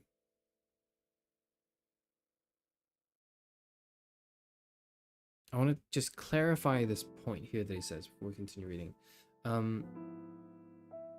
Here he is talking about the awareness of mortality. Not mortality itself, but the awareness of mortality is uniquely human. It's knowing that you will die, even though you are not dying in the immediate future. That's sort of the source of that dread. Is what's being tussled with. Let's continue though. Kierkegaard's characterology. Kierkegaard's whole understanding of man's character is that it is a structure built up to avoid perception of the terror, perdition, and annihilation that dwell next door to every man. He understood psychology the way a contemporary psychoanalyst does, that its task is to discover the strategies that a person uses to avoid anxiety. What style does he use to function automatically and uncritically in the world, and how does this style cripple his true growth and freedom of action and choice? Or in other words that are almost Kierkegaard's, how is a person being enslaved by his characterological lie about himself? Kierkegaard described these styles with a brilliance that today seems uncanny and with a vocabulary that sums up much of the psychoanalytic theory of character defenses. Whereas today we talk about the mechanisms of defense, such as repression and denial, Kierkegaard talked about the same things with different terms. He referred to the fact that most men live in a half-obscurity about their own condition, that they are in a state of shut-upness, wherein they block off their perceptions of reality. He understood the compulsive character, the rigidity of the person who has had to build extra thick defenses against anxiety, a heavy character armor, and he has described them in the following terms. A partisan of the most rigid orthodoxy, knows it all. He bows before the holy. Truth is for him an ensemble of ceremonies. He talks about presenting himself before the throne of God, of how many times one must bow. He knows everything the same way as does the pupil, who is able to demonstrate a mathematical proposition with the letters A, B, C, but not when they are changed to D, E, F. He is therefore in dread whenever he hears something not arranged in the same order. There's no doubt that by shut-upness, Kierkegaard means what we today refer to by repression. It is the closed personality, the one who has fenced himself around in childhood, not tested his own powers in action, not been free to discover himself and his world in a relaxed way. If the child is not burdened by too much parental blocking of his action, too much infection with the parent's anxieties, he can develop his defenses in a less monopolizing way, can remain somewhat fluid and open in character. He's prepared to test reality more in terms of his own action and experimentation, and less on the basis of delegated authority and prejudgment or preperception. Kierkegaard understood this difference by making a distinction between lofty shut-upness and mistaken shut-upness. He went on to give a Rousseau-like enjoinder for raising children with the right kind of character orientation. It is of infinite importance that a child be brought up with a conception of the lofty shut-upness reserve and be saved from the mistaken kind. In an external respect, it is easy to perceive when the moment has arrived that one ought to let the child walk alone. The art is to be constantly present and yet not be present, to let the child be allowed to develop itself, while nevertheless one has constantly a survey clearly before one. The art is to leave the child to itself in the very highest measure and on the greatest possible scale, and to express this apparent abandonment in such a way that unobserved, one at the same time knows everything. And the father who educates or does everything for the child entrusted to him, but has not prevented him from becoming shut up, has incurred a great accountability. Just as Rousseau and Dewey, Kierkegaard is warning the parent to let the child do his own exploration of the world and develop his own sure experimental powers. He knows that the child has to be protected against dangers and that watchfulness by the parent is of vital importance, but he doesn't want the parent to obtrude his own anxieties into the picture to cut off the child's action before it is absolutely necessary. Today we know that such an upbringing alone gives the child a self-confidence in the face of experience that he would not have if he were overly blocked. It gives him an inner sustainment, and it is precisely this inner sustainment that allows the child to develop a lofty shut-upness or reserve, that is, an ego-controlled and self-confident appraisal of the world by a personality that can open up more easily to experience. Mistaken shut-upness, on the other hand, is the result of too much blockage, too much anxiety, too much effort to face up to experience by an organism that has been overburdened and weakened in its own controls. It means, therefore, more automatic repression by an essentially closed personality. And so for Kierkegaard, the good is the opening toward new possibility and choice, the ability to face into anxiety. The closed is the evil, that which turns one away from newness and broader perceptions and experiences. The closed shuts out revelation, obtrudes a veil between the person and his own intuition, a situation in the world. Ideally, these should be transparent, but for the closed person, they are opaque. It is easy to see that shut-upness is precisely what we have called the lie of character, and Kierkegaard calls it the same thing. It is easy to see that shut-upness, or eo ipso, signifies a lie, or if you prefer, untruth. But untruth is precisely unfreedom. The elasticity of freedom is consumed in the service of close reserve. Close reserve was the effect of the negating retrenchment of the ego in the individuality. This is a perfectly contemporary psychoanalytic description of the costs of repression on the total personality. I'm omitting Kierkegaard's more detailed and penetrating analysis on how the person becomes fragmented within himself by the repression, how the real perception of reality dwells under the surface, close at hand, ready to break through the repression, how the repression leaves the personality seemingly intact, seemingly functioning as a whole in continuity, but how that continuity is broken, how the personality is really at the mercy of the discontinuity expressed by the repression. To a modern, clinically trained mind, such an analysis must be truly marvelous. Kierkegaard understood that the lie of character is built up because the child needs to adjust to the world, to the parents, and to his own existential dilemmas. It is built up before the child has the chance to learn about himself in an open or free way, and thus character defenses are automatic and unconscious. The problem is that the child becomes dependent on them and comes to be encased in his own character armor, unable to see freely beyond his own prison, or into himself. Into the defenses he is using the things that are determining his unfreedom. The best that the child can hope is that his shut-upness will not be of the mistaken or massive kind, in which his character is too fearful of the world to be able to open itself to the possibilities of experience. But that depends largely on the parents, on accidents of the environment, as Kierkegaard knew. Most people have parents who have incurred a great accountability, and so they are obliged to shut themselves off from possibility. Kierkegaard gives us some portrait sketches of the styles of denying possibility, or the lies of character, which is the same thing. He is intent on describing what we today call inauthentic men who avoid developing their own uniqueness. They follow out the styles of automatic and uncritical living in which they were conditioned as children. They are inauthentic in that they do not belong to themselves, are not their own person, do not act from their own center, do not see reality on its terms. They are the one-dimensional men, totally immersed in the fictional games being played in their society, unable to transcend their social conditioning. The corporation men in the West, the bureaucrats in the East, the tribal men locked up in tradition, man everywhere who doesn't understand what it means to think for himself, and who, if he did, would shrink back at the idea of such audacity and exposure.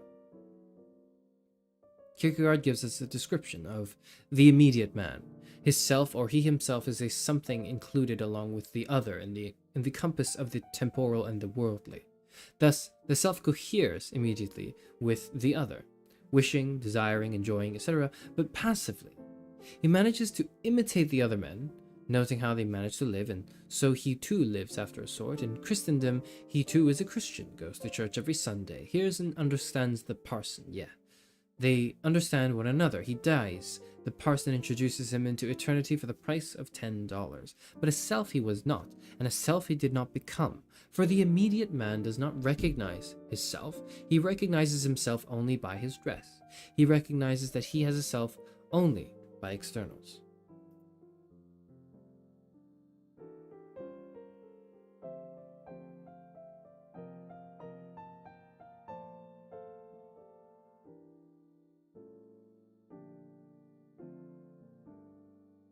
This is a perfect description of the automatic cultural man.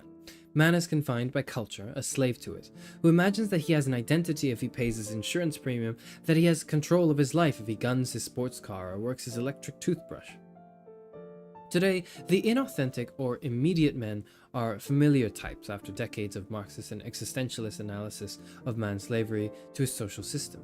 But in Kierkegaard's time, it must have been a shock to be a modern European city dweller and be considered a Philistine at the same time. For Kierkegaard, Philistinism was triviality, man lulled by the daily routines of his society, content with the satisfactions that it offers him. In today's world, the car, the shopping center, the 2-week summer vacation, man is protected by the secure and limited alternatives his society offers him, and if he does not look up from his path, he can live out his life with a certain dull security. Devoid of imagination, as the Philistine always is, he lives in a certain trivial province of experience as to how things go, what is possible, what usually occurs. Philistinism tranquilizes itself in the trivial. Why does man accept to live a trivial life? Because of the danger of a full horizon of experience? Of course, this is the deeper motivation of Philistinism, that it celebrates the triumph over possibility, over freedom. Philistinism knows its real enemy. Freedom is dangerous. If you follow it too willingly, it threatens to pull you into the air. If you give it up too wholly, you become a prisoner of necessity. The safest thing is to toe the mark of what is socially possible. I think this is the meaning of Kierkegaard's observation here. For Philistinism thinks it is in control of possibility. It thinks that when it has decoyed this prodigious elasticity into the field of probability or into the madhouse, it holds it a prisoner. It carries possibility around like a prisoner in the cage of the probable, shows it off. Kierkegaard here is a theorist of the psychosis. But now something new enters our discussion. Kierkegaard talks about decoying the prodigious elasticity of freedom into the madhouse where it is held prisoner. What does he mean by such a condensed image? To me, he means that one of the greatest dangers of life is too much possibility, and that the place where we find people who have succumbed to this danger is the madhouse. Here, Kierkegaard shows that he was a master theorist not only of normal cultural pathology, but also of abnormal pathology or psychosis. He understands that psychosis is neurosis pushed to its extreme. At least this is how I read many of his observations in the section of his book called Despair viewed under the aspects of finitude/infinitude. Let us pause on this because if my reading is correct, it will help us understand further how the most extreme forms of mental derangement are clumsy attempts to come to grips with the basic problem of life. Kierkegaard is painting for us a broad and incredibly rich portrait of types of human failure, ways in which man succumbs to and is beaten by life and the world, beaten because he fails to face up to the existential truth of his situation. The truth that he is an inner symbolic self, which signifies a certain freedom, and that he is bound by a finite body, which limits that freedom. The attempt to ignore either aspect of man's situation, to repress possibility, or to deny necessity, means that man will live a lie, fail to realize his true nature, be the most pitiful of all things. But man is not always so lucky. He cannot always get by with just being pitiful. If the lie that he attempts to live is too flaunting a reality, a man can lose everything during his lifetime. And this is precisely what we mean by psychosis. The complete and utter breakdown of the character structure. If Kierkegaard is to be considered a master analyst of the human situation, he must show us that he understands the extremes of man's condition as well as the everyday cultural middle. This is precisely what he does in his discussion of the extremes of too much and too little possibility. Too much possibility is the attempt by the person to overvalue the powers of the symbolic self. It reflects the attempt to exaggerate one half of the human dualism at the expense of the other. in the sense that what we call schizophrenia is an attempt by the symbolic self to deny the limitations of the finite body. In doing so, the entire person is pulled off balance and destroyed. It is as though the freedom of creativity that stems from within the symbolic self cannot be contained by the body, and the person is torn apart. This is how we understand schizophrenia today, as the split of self and body, a split in which the self is unanchored, unlimited, not bound enough to everyday things, not contained enough in dependable physical behavior. And this is how Kierkegaard understands the problem. For the self is a synthesis in which the finite is the limiting factor, and the infinite is the expanding factor. Infinitude's despair is therefore the fantastical, the limitless. By infinitude's despair, Kierkegaard means the sickness of the personality, the opposite of health. And so the person becomes sick by plunging into the limitless. The symbolic self becomes fantastic, as it does in schizophrenia, when it splits away from the body, from a dependable grounding and real experience in the everyday world. The full-blown schizophrenic is abstract, ethereal, unreal. He billows out of the earthly categories of space and time, floats out of his body, dwells in an eternal now, is not subject to death and destruction. He is vanquished these in his fantasy, or perhaps better, in the actual fact that he has quit his body, renounced its limitations. Kierkegaard's description is not only eloquent, but it is also precisely clinical. Generally, the fantastical is that which so carries a man out into the infinite that it merely carries him away from himself, and therewith prevents him from returning to himself. So when feeling becomes fantastic, the self is simply volatilized more and more. The self thus leads a fantastic existence, an abstract endeavor after infinity, or an abstract isolation, constantly lacking itself, from which it merely gets further and further away. This is pure Ronald Lang's The Divided Self over a century ago, again. Now if possibility outruns its necessity, the self runs away from itself, so that it has no necessity whereto it is bound to return. Then this is the despair of possibility. The self becomes an abstract possibility which tries itself out with floundering in the possible, but does not budge from the spot. Not get to any spot, for precisely the necessary is the spot. To become oneself is precisely a movement at the spot.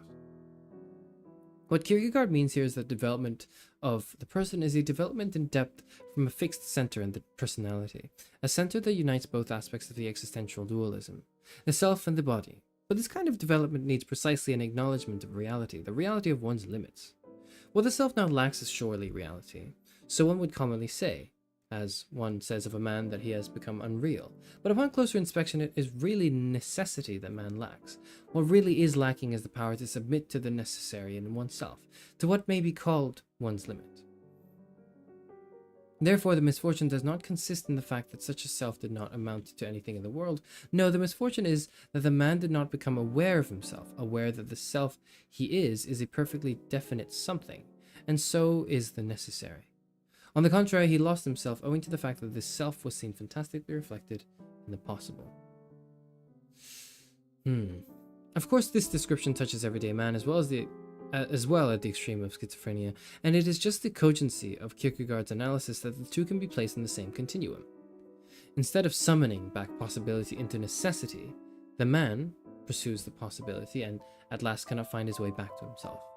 The same generality holds true with this following, which could describe the average man who lives in a simple world of billowing inner energy and fantasy, like Walter Mitty or what we today call ambulatory schizophrenics, those whose self and body are in a very tenuous relationship and manages nevertheless to carry on without being submerged by inner energies and emotions, by fantastic images, sounds, fears, and hopes they cannot contain.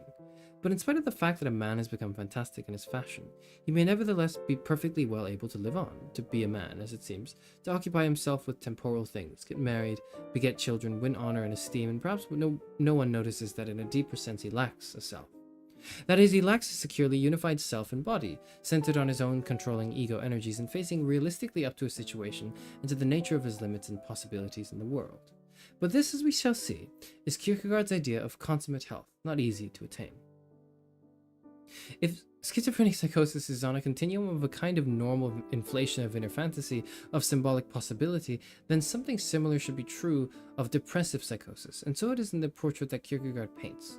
Depressive psychosis is the extreme on the continuum of too much necessity, that is, too much finitude, too much limitation by the body and the behaviors of the person in the real world.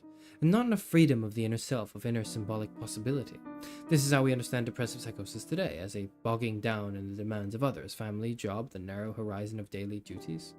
In such a bogging down, the individual does not feel or see that he has alternatives, cannot imagine any choices or alternate ways of life, cannot release himself from the network of obligations, even though these obligations no longer give him a sense of self-esteem, of primary value, of being a heroic contributor to world life, even by doing his daily family and job duties.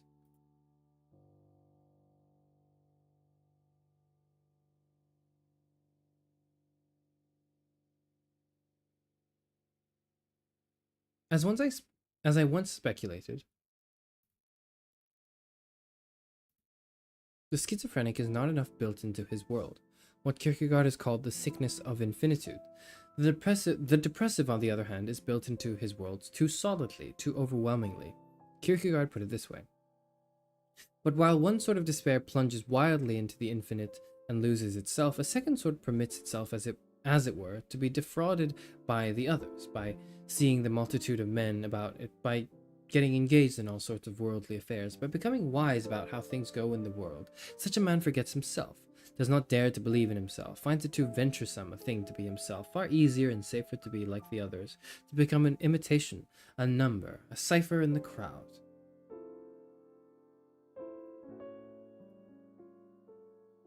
This is a superb characterization of the culturally normal man, the one who dares not stand up for his own meanings because this means too much danger, too much exposure.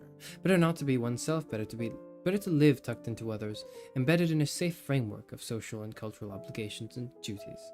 Again, too, this kind of characterization must be understood as being on a continuum, at the extreme end of which we find depressive psychosis. The depressed person is so afraid of being himself, so fearful of exerting his own individuality, of insisting on what might be his own meanings, his own conditions for living, that he seems literally stupid. He cannot seem to understand the situation he's in, cannot see beyond his own fears, cannot grasp why he is bogged down. Kierkegaard phrases it beautifully. If one will compare the tendency to run wild in possibility with the efforts of a child to enunciate words, the lack of possibility is like being dumb, for without possibility a man cannot, as it were, draw breath.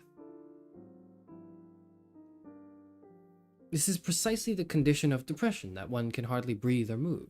One of the unconscious tactics that the depressed person resorts to try to make sense out of his situation is to see himself as immensely worthless and guilty. This is a marvelous invention, really, because it allows him to move out of his condition of dumbness and make some kind of conceptualization of his situation, some kind of sense out of it, even if he has to take full blame as the culprit who is causing so much needless misery to others.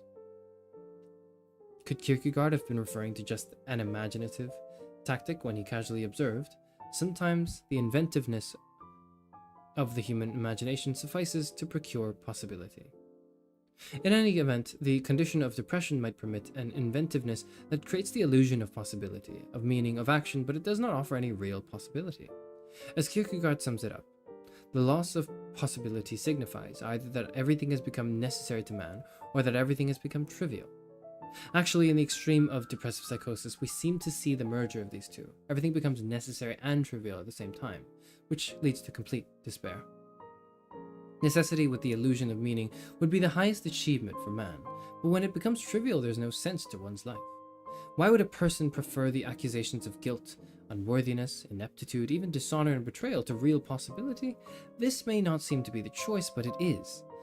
Complete self-effacement, surrender to the others.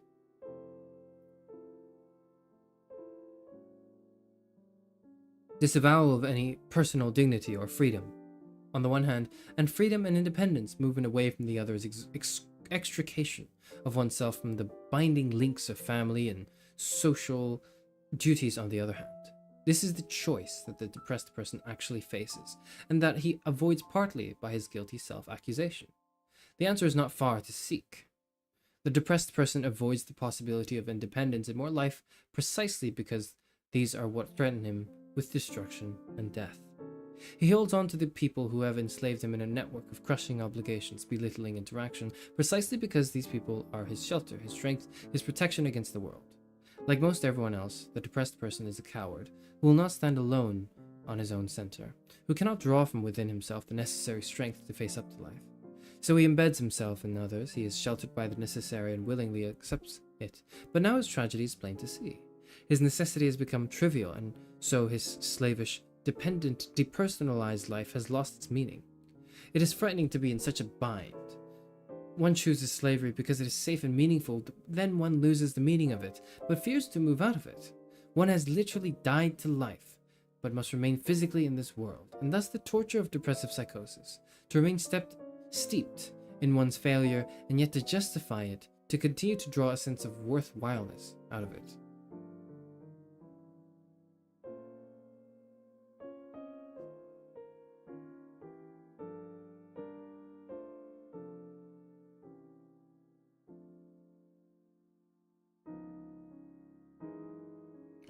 Quickly, just a few comments, right? Fatima says this actually describes me and my sister since we were opposites in raising styles. Damn, I think some of it is poignant and some of it is like, I don't know. I don't want to lay all my thoughts yet. But it's interesting that like these are observations some of these are observations you can make in real life, and some of them seem not so much that, maybe. Or at least they don't seem to be as true as I would like them to be. Anyways, I don't really like this. I don't really like the way he like talks about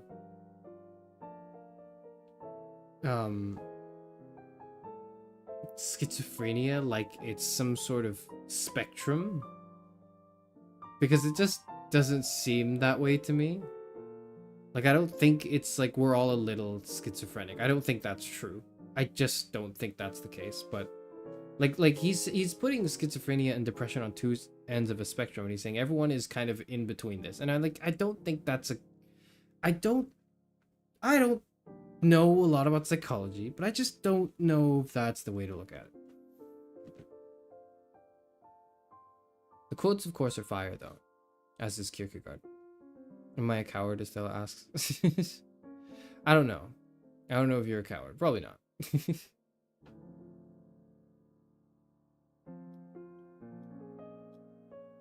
A bit harsh. Maybe. I just don't like I just don't agree with it psychologically, which is weird because I'm not the psychologist. Like, he is the psychologist, but also this is psychology from like 100 years ago. Anyways.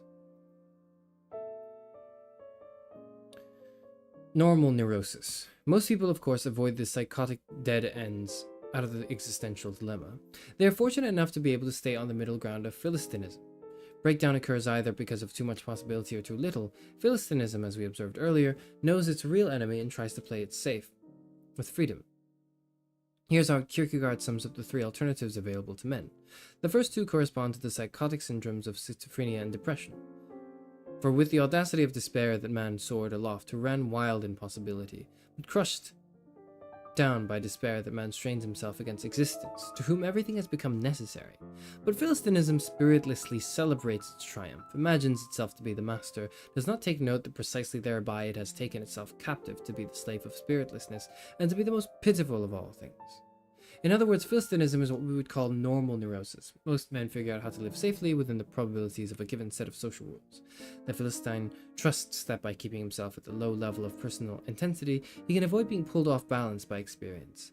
Philistinism works, as Kierkegaard said, by tranquilizing itself with the trivial. His analysis was written almost a century before Freud spoke of the possibility of social neurosis, the pathology of whole cultural communities.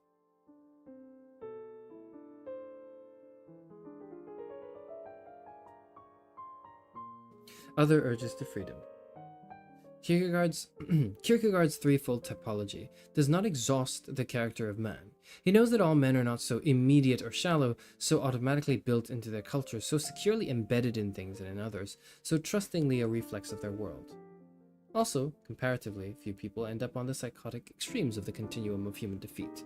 Some win a degree of self-realization without surrender to complete spiritlessness or slavery.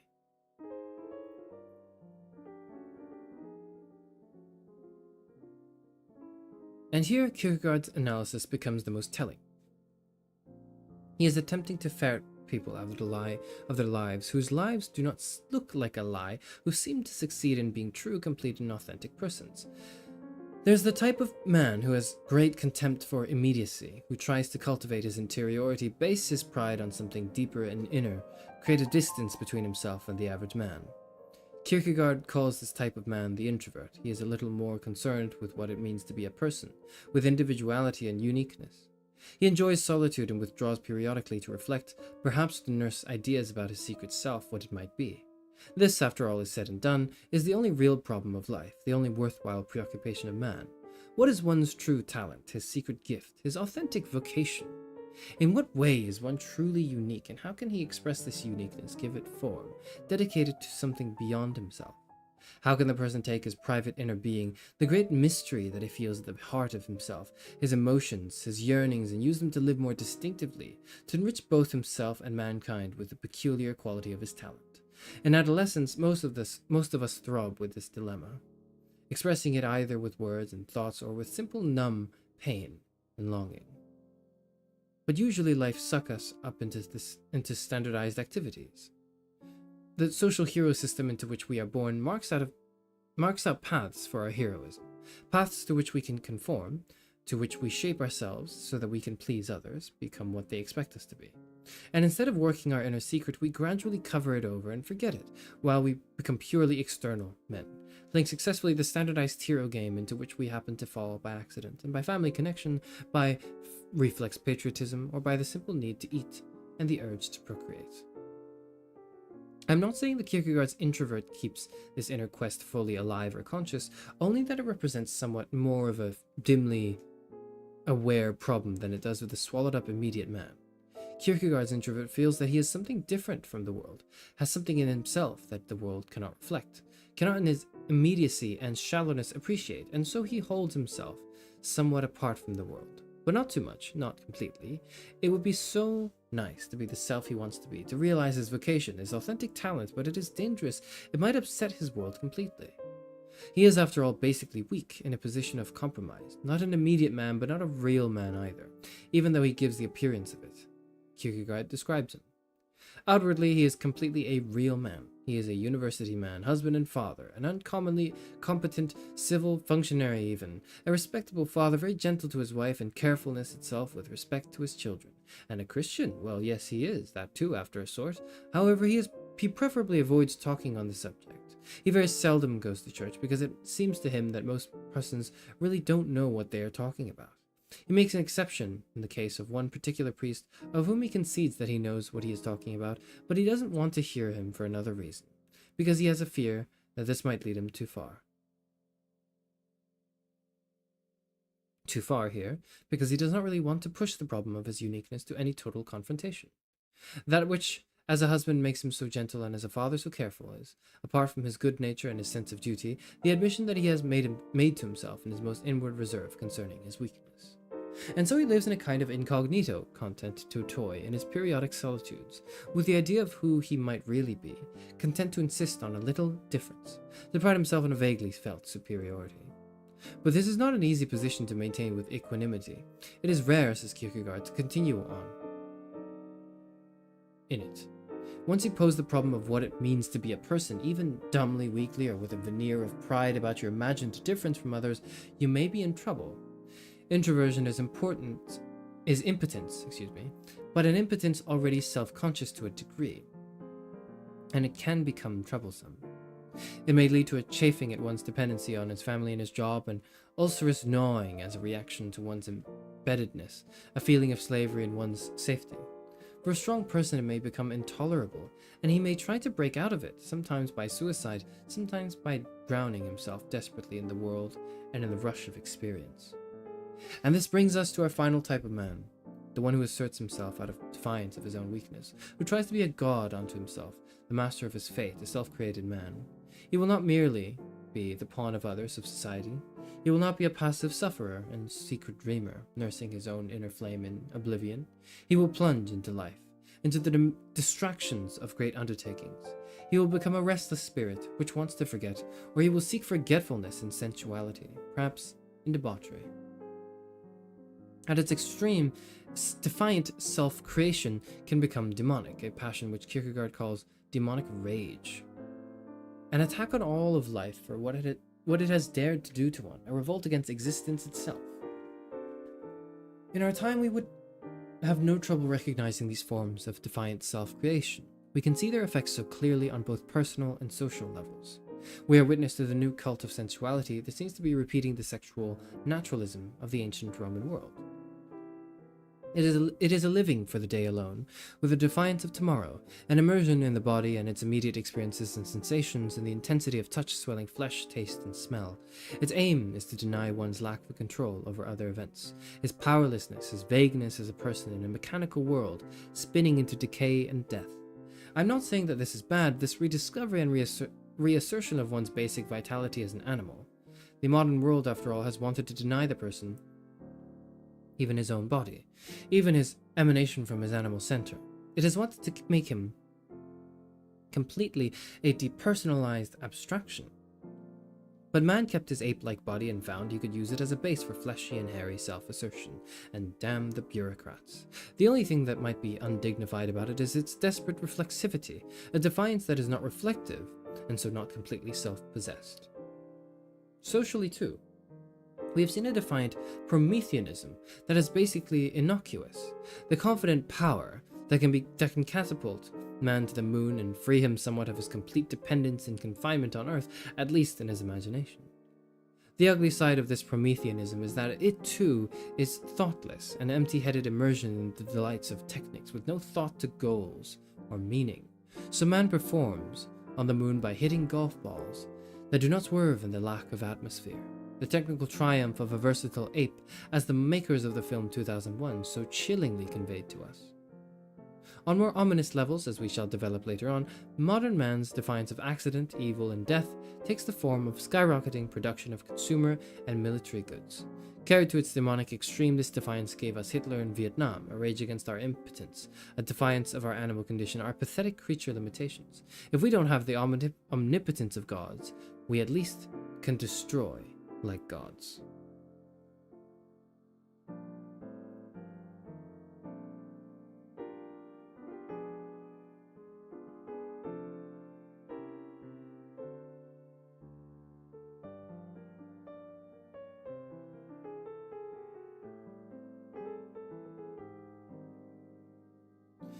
The meaning of manhood.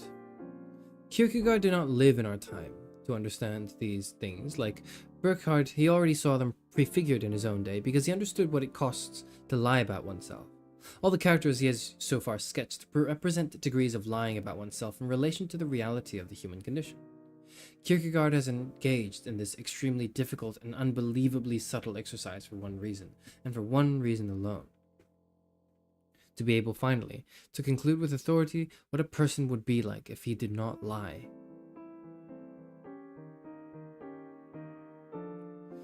Kierkegaard wanted to show the many ways in which life bogs down and fails when man closes himself off against the reality of his condition, or at best what an undignified and pathetic creature man can be when he imagines that by living unto himself alone he is fulfilling his nature. And now Kierkegaard offers us the golden fruit of all of his torturous labors. Instead of the dead ends of human impotence, self-centeredness, and self-destruction, he now shows us what true possibility would be like for man. After all, Kierkegaard was hardly a disinterested scientist. He gave his psychological description because he had a glimpse of freedom for man. He was a theorist of the open personality, of human possibility. In this pursuit, present-day psychiatry lags far behind him. Kierkegaard had no easy idea of what health is, but he knew what it was not. It was not normal adjustment, anything but that, as he has taken such excruciating analytical pains to show us.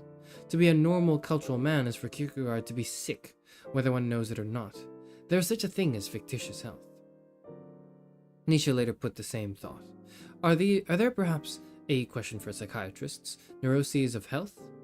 But Kierkegaard not only posed the question, he also answered it. If health is not cultural normality, then it must refer to something else, must point beyond man's usual situation, his habitual ideas. Mental health, in a word, is not typical, but ideal typical. It is something far beyond man, something to be achieved, striven for, something that leads man beyond himself. The healthy person, the true individual, the self-realized soul, the real man, is the one who has transcended himself. How does one transcend himself? How does he open himself to new possibility? By realizing the truth of his situation, by dispelling the lie of his character, by breaking his spirit out of his conditioned prison. The enemy for Kierkegaard as for Freud is the Oedipus complex. The child has built up strategies and techniques for keeping his self-esteem in the face of the terror of a situation. These techniques become an armor that hold the person prisoner. The very defenses that he needs in order to move about with self-confidence and self-esteem become his lifelong trap. In order to transcend himself, he must break down that which he needs in order to live. Like Lear, he must throw off all his cultural lendings and stand naked in the storm of life. Kierkegaard had no illusions about man's urge to freedom. He knew how comfortable people were inside the prison of their character defenses. Like many prisoners, they are comfortable in their limited and protected routines, and the idea of a parole into the wide world of chance, accident, and choice terrifies them. We have only to glance back at the prison of one's character. One can pretend and feel that he is somebody, that the world is manageable, that there is a reason for one's life, a ready justification for one's action. To live automatically and uncritically is to be assured of at least a minimum share of the programmed cultural heroics, what we might call prison heroism. The smugness of the insiders who know. Kierkegaard's torment was the direct result of seeing the world as it really is in relation to his situation as a creature. The prison of one's character is painstakingly built to deny one thing and one thing alone: one's creatureliness. The creatureliness is the terror. Once admit that you are a defecating creature and you invite the primeval ocean of creature anxiety to flood over you. But it is more than creature anxiety, it is also man's anxiety. The anxiety that results from the human paradox that man is an animal who is conscious of his animal limitation. Anxiety is the result of the perception of the truth of one's condition. What does it mean to be a self-conscious animal? The idea is ludicrous, if it is not monstrous. It means to know that one is food for worms. This is the terror, to have emerged from nothing, to have a name, consciousness of self, deep inner feelings, and excruciating inner yearning for life and self-expression, and with all this yet to die. It seems like a hoax, which is why one type of cultural man rebels openly against the idea of God. What kind of deity would create such complex and fancy worm food? Cynical deities, said the Greeks, who use man's torments for their own amusement. But now Kierkegaard seems to have led us into an impasse, an impossible situation. He's told us that by realizing the truth of our condition, we can transcend ourselves. And on the other hand, he tells us that the truth of our condition is our complete and abject creatureliness, which seems to push us down still further on the scale of self-realization, further away from any possibility of self-transcendence. But this is only an apparent contradiction. The flood of anxiety is not the end for man. It is rather a school that provides man with the ultimate education, the final maturity. It is a better teacher than reality, says Kierkegaard, because reality can be lied about, twisted, and tamed by the tricks of cultural perception and repression, but anxiety cannot be lied about. Once you face up to it, it reveals the truth of your situation, and only by seeing that truth can you open a new possibility for yourself.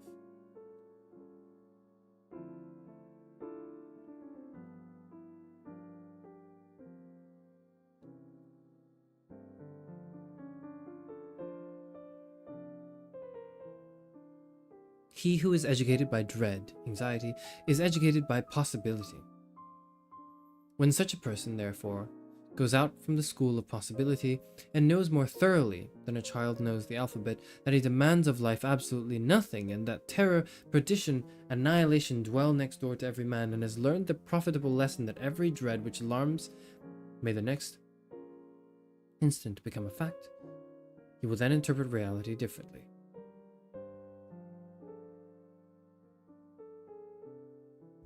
No mistake about it, the curriculum in the school of anxiety is the unlearning of repression, of everything that the child taught himself to deny, so that he could move on about with a minimal animal equanimity. Kierkegaard is thus placed directly in the Augustinian Lutheran tradition. Education for man means facing up to his natural impotence and death. As Luther urged us, I say die, i.e. taste death as though it were present. It is only if you taste death with the lips of your living body that you can know exactly, emotionally, that you are a creature who will die. What Kierkegaard is saying, in other words, is that the school of anxiety leads to possibility only by destroying the vital lie of character. It seems like the ultimate self-defeat, the one thing that one should not do, because then one will have truly nothing left. But rest assured, says Kierkegaard, the direction is quite normal. The self must be broken in order to become a self. William James summed up beautifully this Lutheran tradition in the following words. This is the salvation through self-despair, the dying to be truly born of Lutheran theology, to the passage into nothing, of which Jacob Behmen writes. To get to it, a critical point must usually be passed, a corner turned within one. Something must give way, a native hardness must break down and liquefy. Again, as we see in the last chapter, this is the destruction of the emotional character armor of Lear, of the Zen Buddhists, of modern psychotherapy, and in fact of self-realized men in any epoch. That great spirit Ortega has given us a particularly powerful phrasing of it. The statement reads almost exactly like Kierkegaard. The man with a clear head is the man who frees himself from those fantastic ideas, the characterological lie about reality, and looks life in the face, realizes that everything in it is problematic, and feels himself lost. And this is the simple truth, that to live is to feel oneself lost. He who accepts it has already begun to find himself to be on firm ground. Instinctively, as do the shipwrecked, he will look round for something to which to cling, and that tragic, ruthless glance, absolutely sincere because it is a question of his salvation, will cause him to bring order into the chaos of his life. These are the only genuine ideas, the ideas of the shipwrecked. All the rest is rhetoric, posturing, farce. He who does not really feel himself lost is without remission. That is to say, he never finds himself, never comes up against his own reality. And so the arrival of a new possibility, a new reality by the destruction of the self through facing up to the anxiety of the terror of existence. The self must be destroyed, brought down to nothing in order for a self-transcendence to begin. Then the self can begin to relate itself to powers beyond itself. It has to thrash around in its finitude, it has to die, in order to question that finitude, in order to see beyond it. To what? Kierkegaard answers. To infinitude, to absolute transcendence, to the ultimate power of creation which made finite creatures. Our modern understanding of psychodynamics confirms that this progression is very logical. If you admit that you are a creature, you accomplish one basic thing. You demolish all your unconscious power linkages or supports. As we saw in the last chapter, and it is worth repeating here, each child grounds himself in some power that transcends him. Usually it is a combination of his parents, his social group, and his symbols of a society and nation. This is the unthinking web of support which allows him to believe in himself as he functions on the automatic security of delegated powers. He doesn't, of course, admit to himself that he lives on borrowed powers, as that would lead him to question his own secure action, the very confidence that he needs. He has denied his creatureliness precisely by imagining that he has secure power, and this secure power has been tapped by unconsciously leaning on the persons and things of his society. Once you expose the basic weakness and emptiness of the person, his helplessness, then you are forced to re-examine the whole problem of power linkages. You have to think about reforging them to a real source of creative and generative power. It's at this point that one can begin to posit creatureliness vis-a-vis a creator who is the first cause of all created things, not merely the second-hand, intermediate creators of society, the parents in the panoply of cultural heroes. These are the social and cultural progenitors, who themselves have been caused, who themselves are embedded in a web of someone else's powers. Once the person begins to look to his relationship to the ultimate power, to infinitude, and to refashion his links from those around him to that ultimate power, he opens up to himself the horizon of unlimited possibility, of real freedom. This is Kierkegaard's message, the culmination of his whole argument about the dead ends of character. The ideal of health, the school of anxiety, the nature of real possibility and freedom. One goes through it all to arrive at faith, the faith that one's very creatureliness has some meaning to a creator, that despite one's true insignificance, weakness, death, one's existence has meaning in some ultimate sense because it exists within an eternal and infinite scheme of things brought about and maintained to some kind of design by some creative force. Again and again, throughout his writings, Kierkegaard repeats the basic formula of faith. One is a creature who can do nothing, but one exists over against the living God for whom everything is possible. His whole argument now becomes crystal clear. As the keystone of faith crowns the structure, we can understand why anxiety is the possibility of freedom, because anxiety demolishes all finite sums.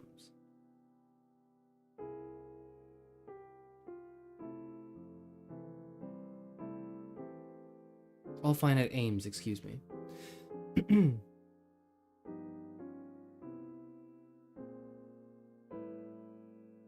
And so the man who is educated by possibility is educated in accordance with his infinity. Possibility leads nowhere if it does not lead to faith.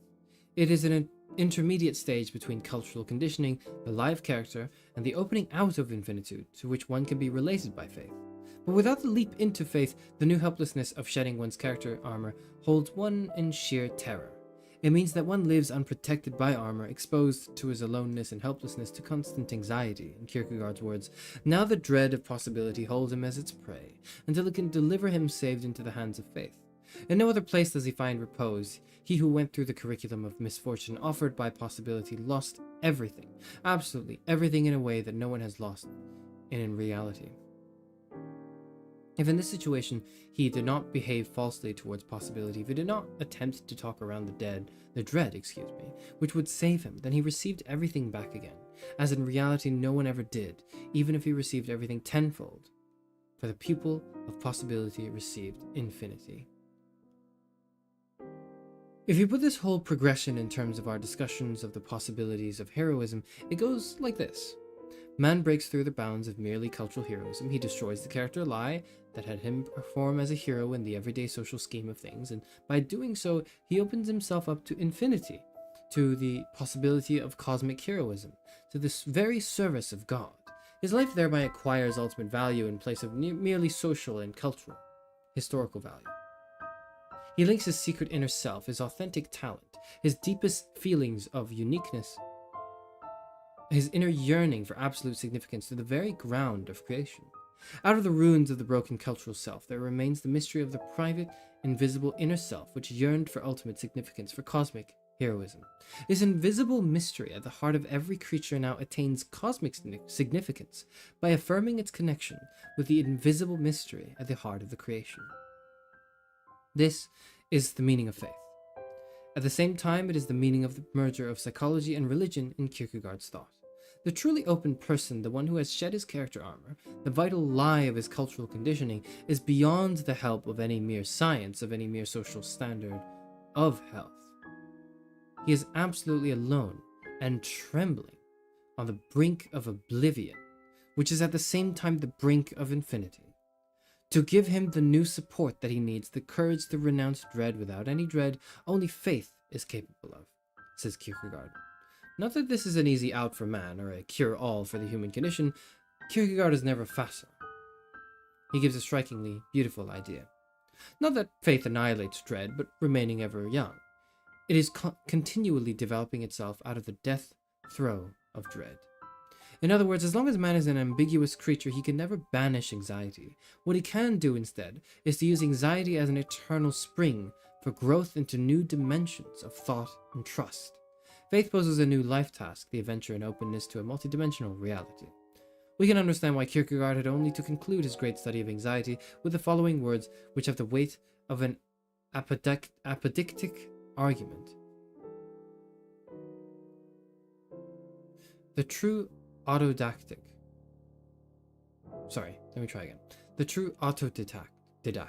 the one who by himself goes through the school of anxiety to faith, is precisely in the same degree theodidact, so soon as psychology has finished with dread. It has nothing to do but to deliver it over to dogmatics. In Kierkegaard, psychology and religion, philosophy and science, poetry and truth merge indistinguishably together in the yearning of the creature. Let us now turn to the other towering figure in the history of psychology who had the same yearning, but for whom these things did not consciously merge. Why is it that probably the two greatest students of human nature could hold such diametrically opposed opinions of the reality of faith?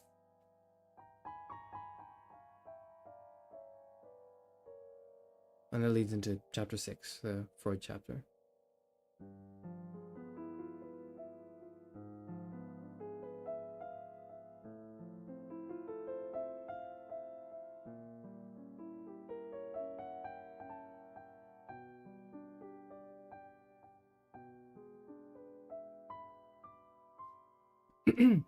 Right, and that was chapter 5, the psychoanalyst Kierkegaard. I thought it was a little better. I think, you know what? I think this guy's really cooking when he's delivering his very specific parts of his interpretation of Kierkegaard.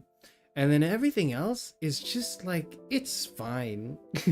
Actually, I expected more from a book that's been plastered all over by Pulitzer Prize winning and, you know, like revolutionary and great, one of the greatest books ever written in like canon or whatever. And it's like, it's fine. It's an okay book, and it's aged. It's an okay book, probably for its time, that has aged quite poorly, I would say.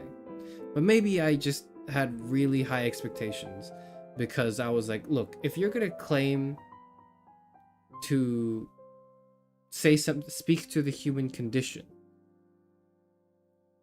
by jumping off from Kierkegaard, I expect a lot from you. And disappointingly, I don't think this book really delivered that.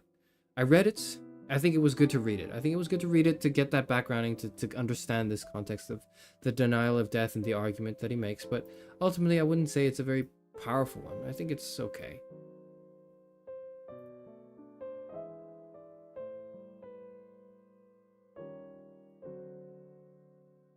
Not gonna lie, this book ain't for me. I don't think it's very good. I think like I don't know. I think he also does not make the most accurate interpretations of Kierkegaard, I would say. Like, I feel like I've read enough about Kierkegaard to read this and go, I don't think he's got all of it. He got some pretty good points, but I don't know if he really understood the significance of truth and subjectivity. But maybe he's just trying to really pick up the psychoanalytic bits of the text. So I don't know.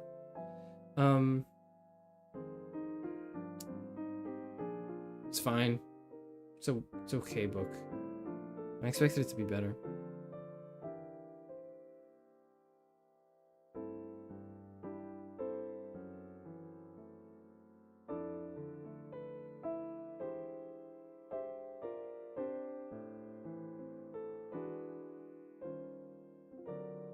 There's a lot of high praise from people too. It's, I don't know. Is it because like nobody's read Kierkegaard? Is it just because like nobody's read Kierkegaard? They read this and like, oh my god, that's amazing. It's just because he's just quoting Kierkegaard. I don't know.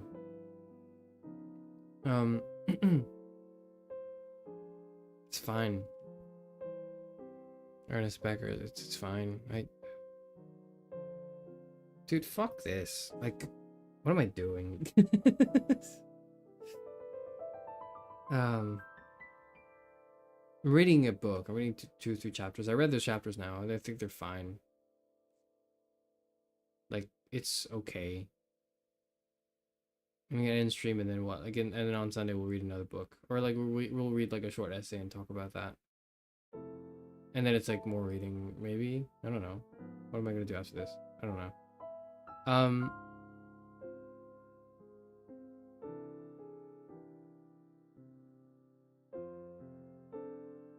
don't know what you want. I don't know what I want.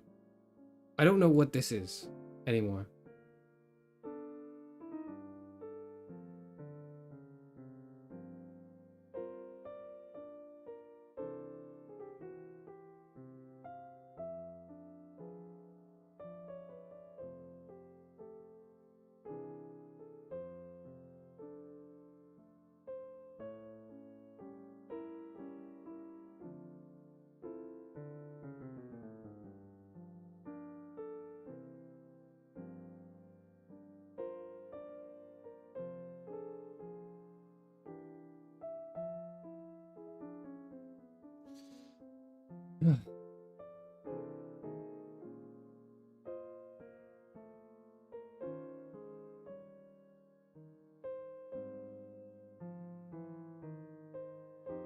denial of death. The denial of death. The denial of death. Right, yeah. It's the denial of death. It's that's the human condition, is like denying death. Yes, I figured that much. I figured that much. And there's obviously bits of the book I haven't read yet that might be more impressive. The idea of an immortality project is interesting, I suppose. But this shit ain't helping. Fuck. This isn't helping at all. I already know this. I'm already fit. And if I didn't know it, it's not resonated at all whatsoever. And I don't know what I want to do.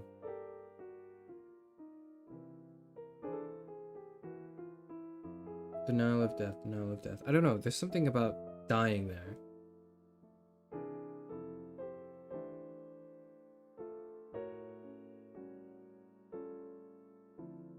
And there's sort of awareness of our mortality.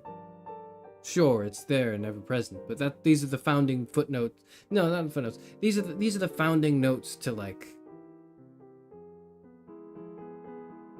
existentialism as a whole. So why am I reading this? when I could just finally actually get around to French existential thought.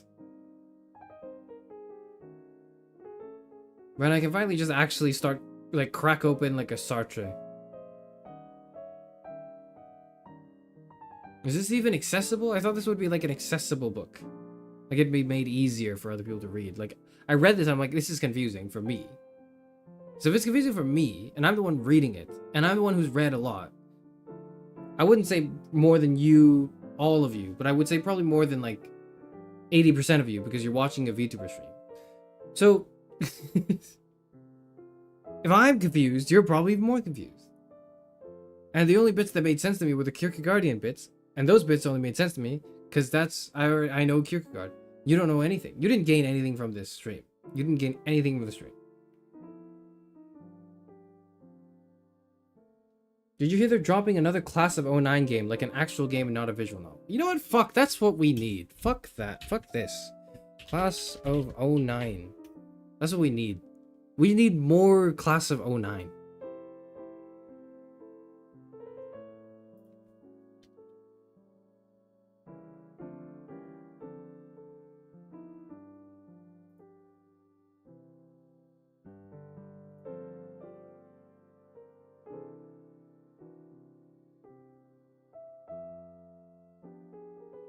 Puzzle Showdown. What the fuck is this?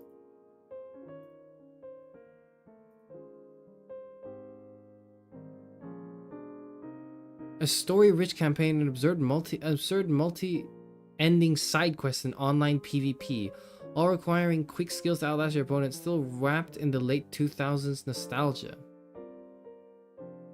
Featuring anime cutscenes. Easy to pick up and play, difficult to master, online multiplayer. What in the fuck am I looking at? What am I looking at? What is that? What is this? What am I looking at?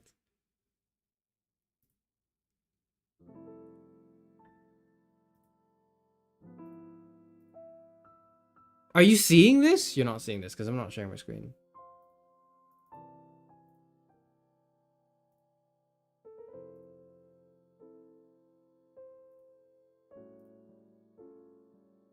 What the fuck am I looking at?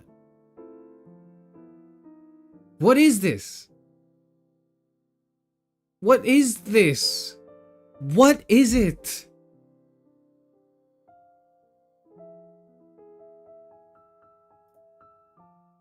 There's girls I've never even said hi to, but I know every single Facebook photo they have. What is that?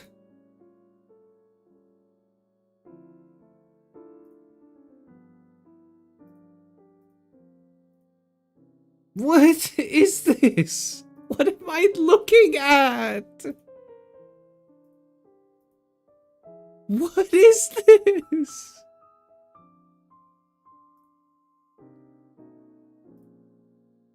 They're back with a new genre. What the fuck am I looking at?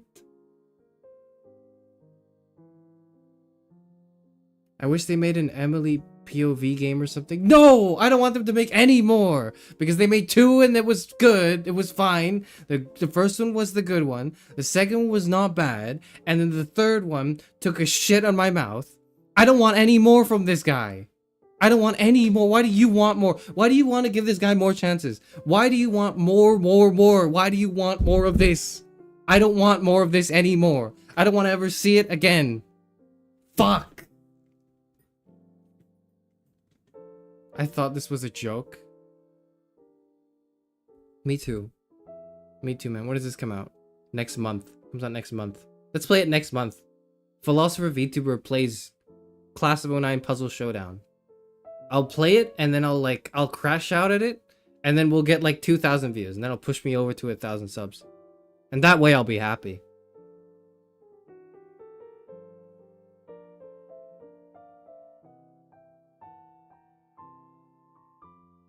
I recently started to plan to start Spec Ops: The Line since it's been sitting in my backlog for ages.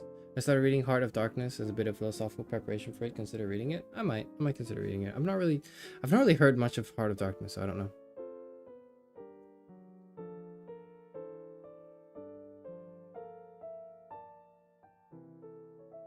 It must be a response to all the Twitter discussion about what entails to a game. You can't even see that I'm like flailing my hands up right now because I don't have my hand cam on, but I'm literally I'm like flailing my hands up. What the fuck is what is any of this? What is any of this? What is any of this? I'm gesturing now. I'm gesturing. You can see that you can't see that I'm gesturing, but I'm gesturing. Involve acts so it's a spiritual successor to Monster Prom. We will do anything else. We'll play like the Reanimal or whatever. Is that the new like Little Nightmares, the actual Little Nightmares 3, right? Like that one. That at least that one's like an enjoyable experience that will like help me forget that I exist right now.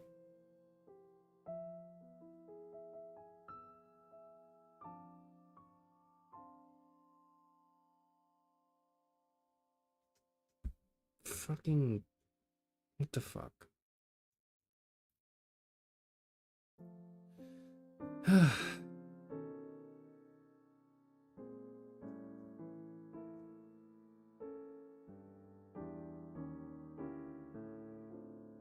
The concepts and ideas that Becker works with in the denial of death are wide-ranging. These ideas include, but are not limited to, mental illness, depression, schizophrenia, creativity, and neurosis.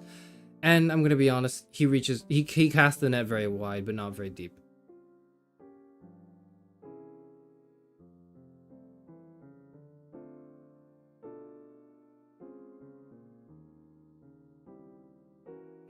Just don't.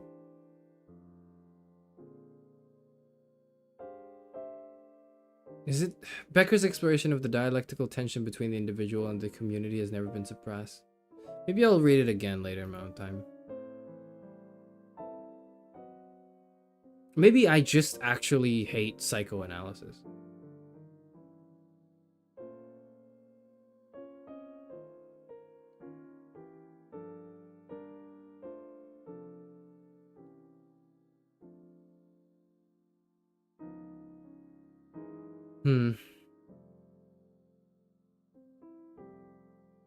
Bill Clinton quoted the denial of death in his 2004 autobiography, My Life. He also included it as one of 21 titles in his list of favorite books. Alright, whatever. This book was an inspiration to Mark Manson while he was writing his bestseller, The Subtle Art of Not Giving a Fuck. Ah, okay. That tells me everything, actually. Yeah, okay. Yeah, I figured.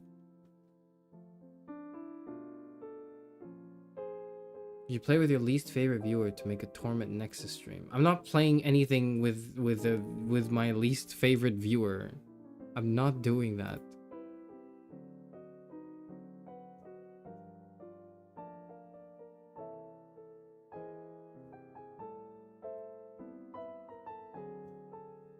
I hate that book. I think we all do. Why are you trying so hard to justify your dislike for it? Are you trying to compute how people praise this book and at the same time you don't like it? I'm not justifying my dislike for it. I'm trying to see why... I'm trying to see if I'm insane. Like, I'm trying to see, like, maybe I got it wrong. Maybe I just can't read. Maybe I've failed the ability to read something. That I read this and I was like, this just said, like, a lot of nothing. Or maybe it did say something, and it just, like, to me, I thought it was obvious what it was saying, but maybe it's not. Maybe it's actually really good. And I've completely lost a hold on, like, the human condition. As understood by people who have not spent, like, 5 years getting a degree and 2 degrees and thinking about the human condition. I don't know. I don't know what's wrong with me. I haven't figured it out yet.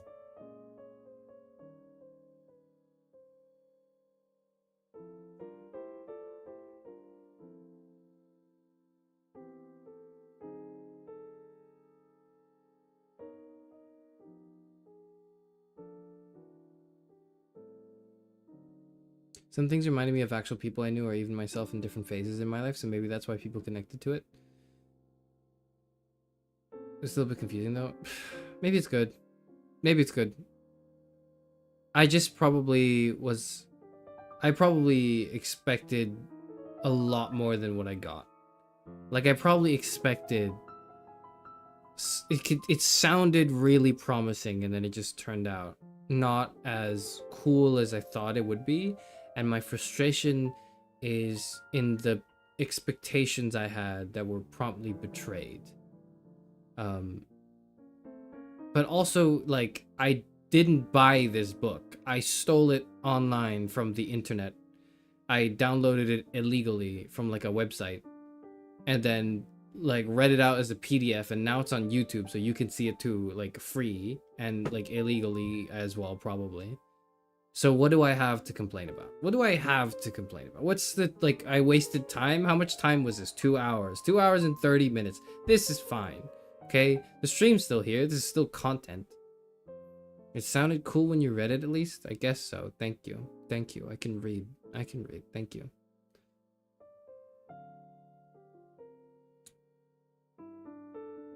I guess what I'm trying to say is I thought that this book would shed some light into my problems, and it didn't at all. I guess what I'm trying to say is that this is not helpful at all for me, because I exist in a very particular point in my life where I really thought something like this would help, and it did not. And I was, like, a little disappointed, maybe. But also, like, wait. I don't think anything will help.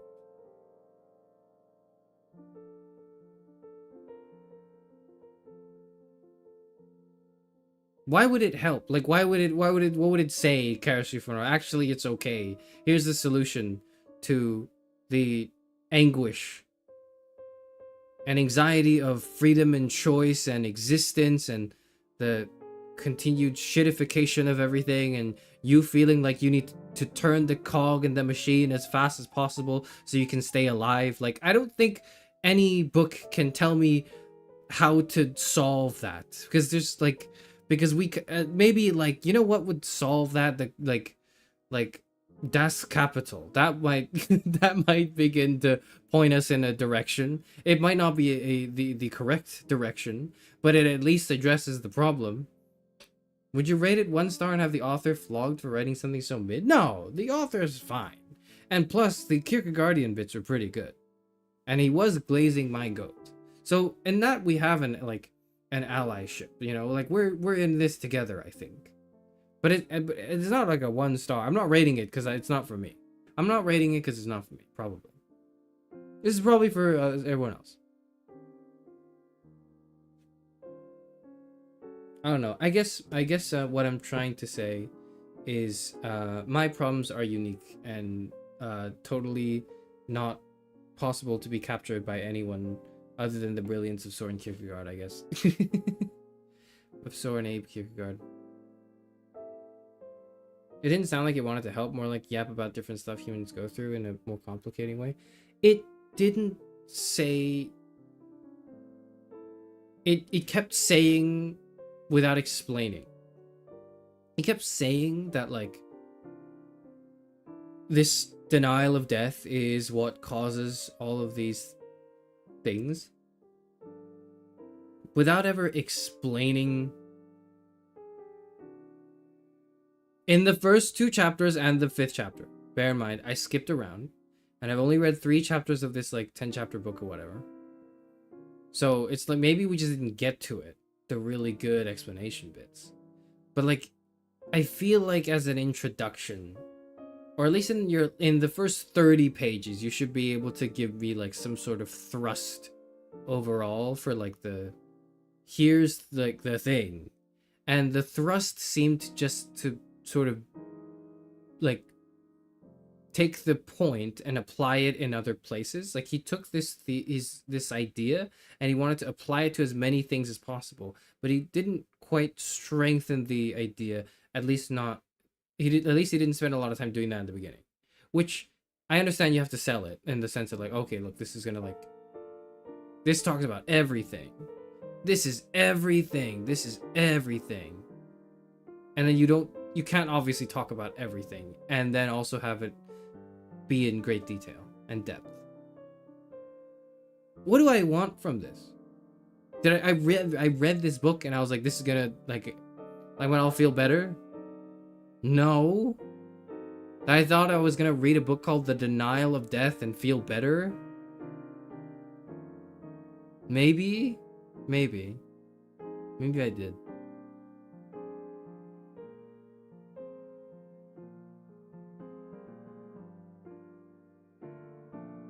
The conclusion is, if you're not narcissistic enough, you might take away something. What would that even be? What did you take away?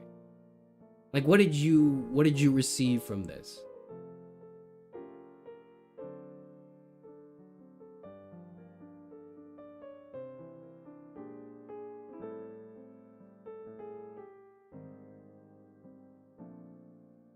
But is that, like, what it's about? Do we just read books to, like, take things? Do we just, is this just like is this just a more sophisticated version of, like, just, like, the consumerist mindset of, like, I need to just consume, I need to put content in my mouth? Is that just what this is? That's my mouse.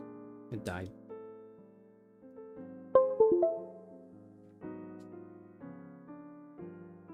This reminds me of an essay I did for a class about the fear of death while actively suicidal. I kind of feel that.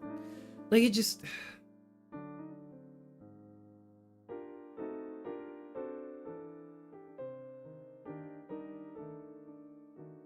Why am I doing this?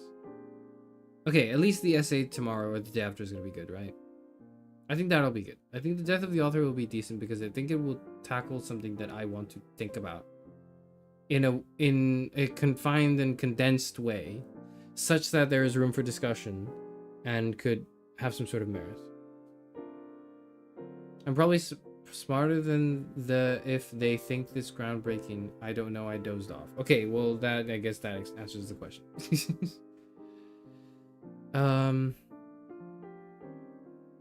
So, like, the kind of, I think the cutting, the piercing blow that this book is supposed to kind of deal is summarized in one of the, one part of the Wikipedia for this book, right? Which is essentially to say, Becker argues that the conflict between contradictory immortality projects, particularly in religion, is a major source of the violence and misery in the world, such as wars, genocide, racism, nationalism, and so forth, since immortality projects that contradict one another threaten one's core beliefs and sense of security. So we are insecure about the fact that we are animals and we die one day. So we build these immortality projects. We do these things that we believe can transcend ourselves, right? Because that brings us comfort and it soothes us. And so when those come at odds with other immortality projects, that is the springboard for the worst shit ever. And I think that's a cool point. That's a pretty cool point. But that's kind of like, I don't know.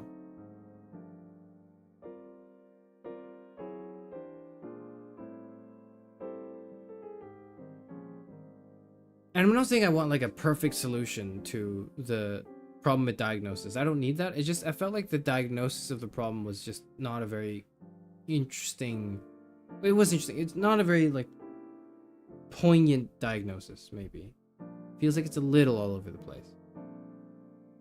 I don't know. Maybe it is good. I'm just actually it's probably good. Who am I talking? What am I talking about? This book has a Pulitzer Prize. The guy died. And then like 2 months after he died, it won like a Pulitzer Prize for general nonfiction in 1974. It is the main it's the main work responsible for the development of terror management theory. What was I responsible for developing? Fucking like 2 years of VTuber streaming. That's what I developed. So maybe like this guy does have a point, and I just can't see it or understand it or read it because I haven't achieved anything. I'm ending the stream. I'm gonna read another thing on Sunday.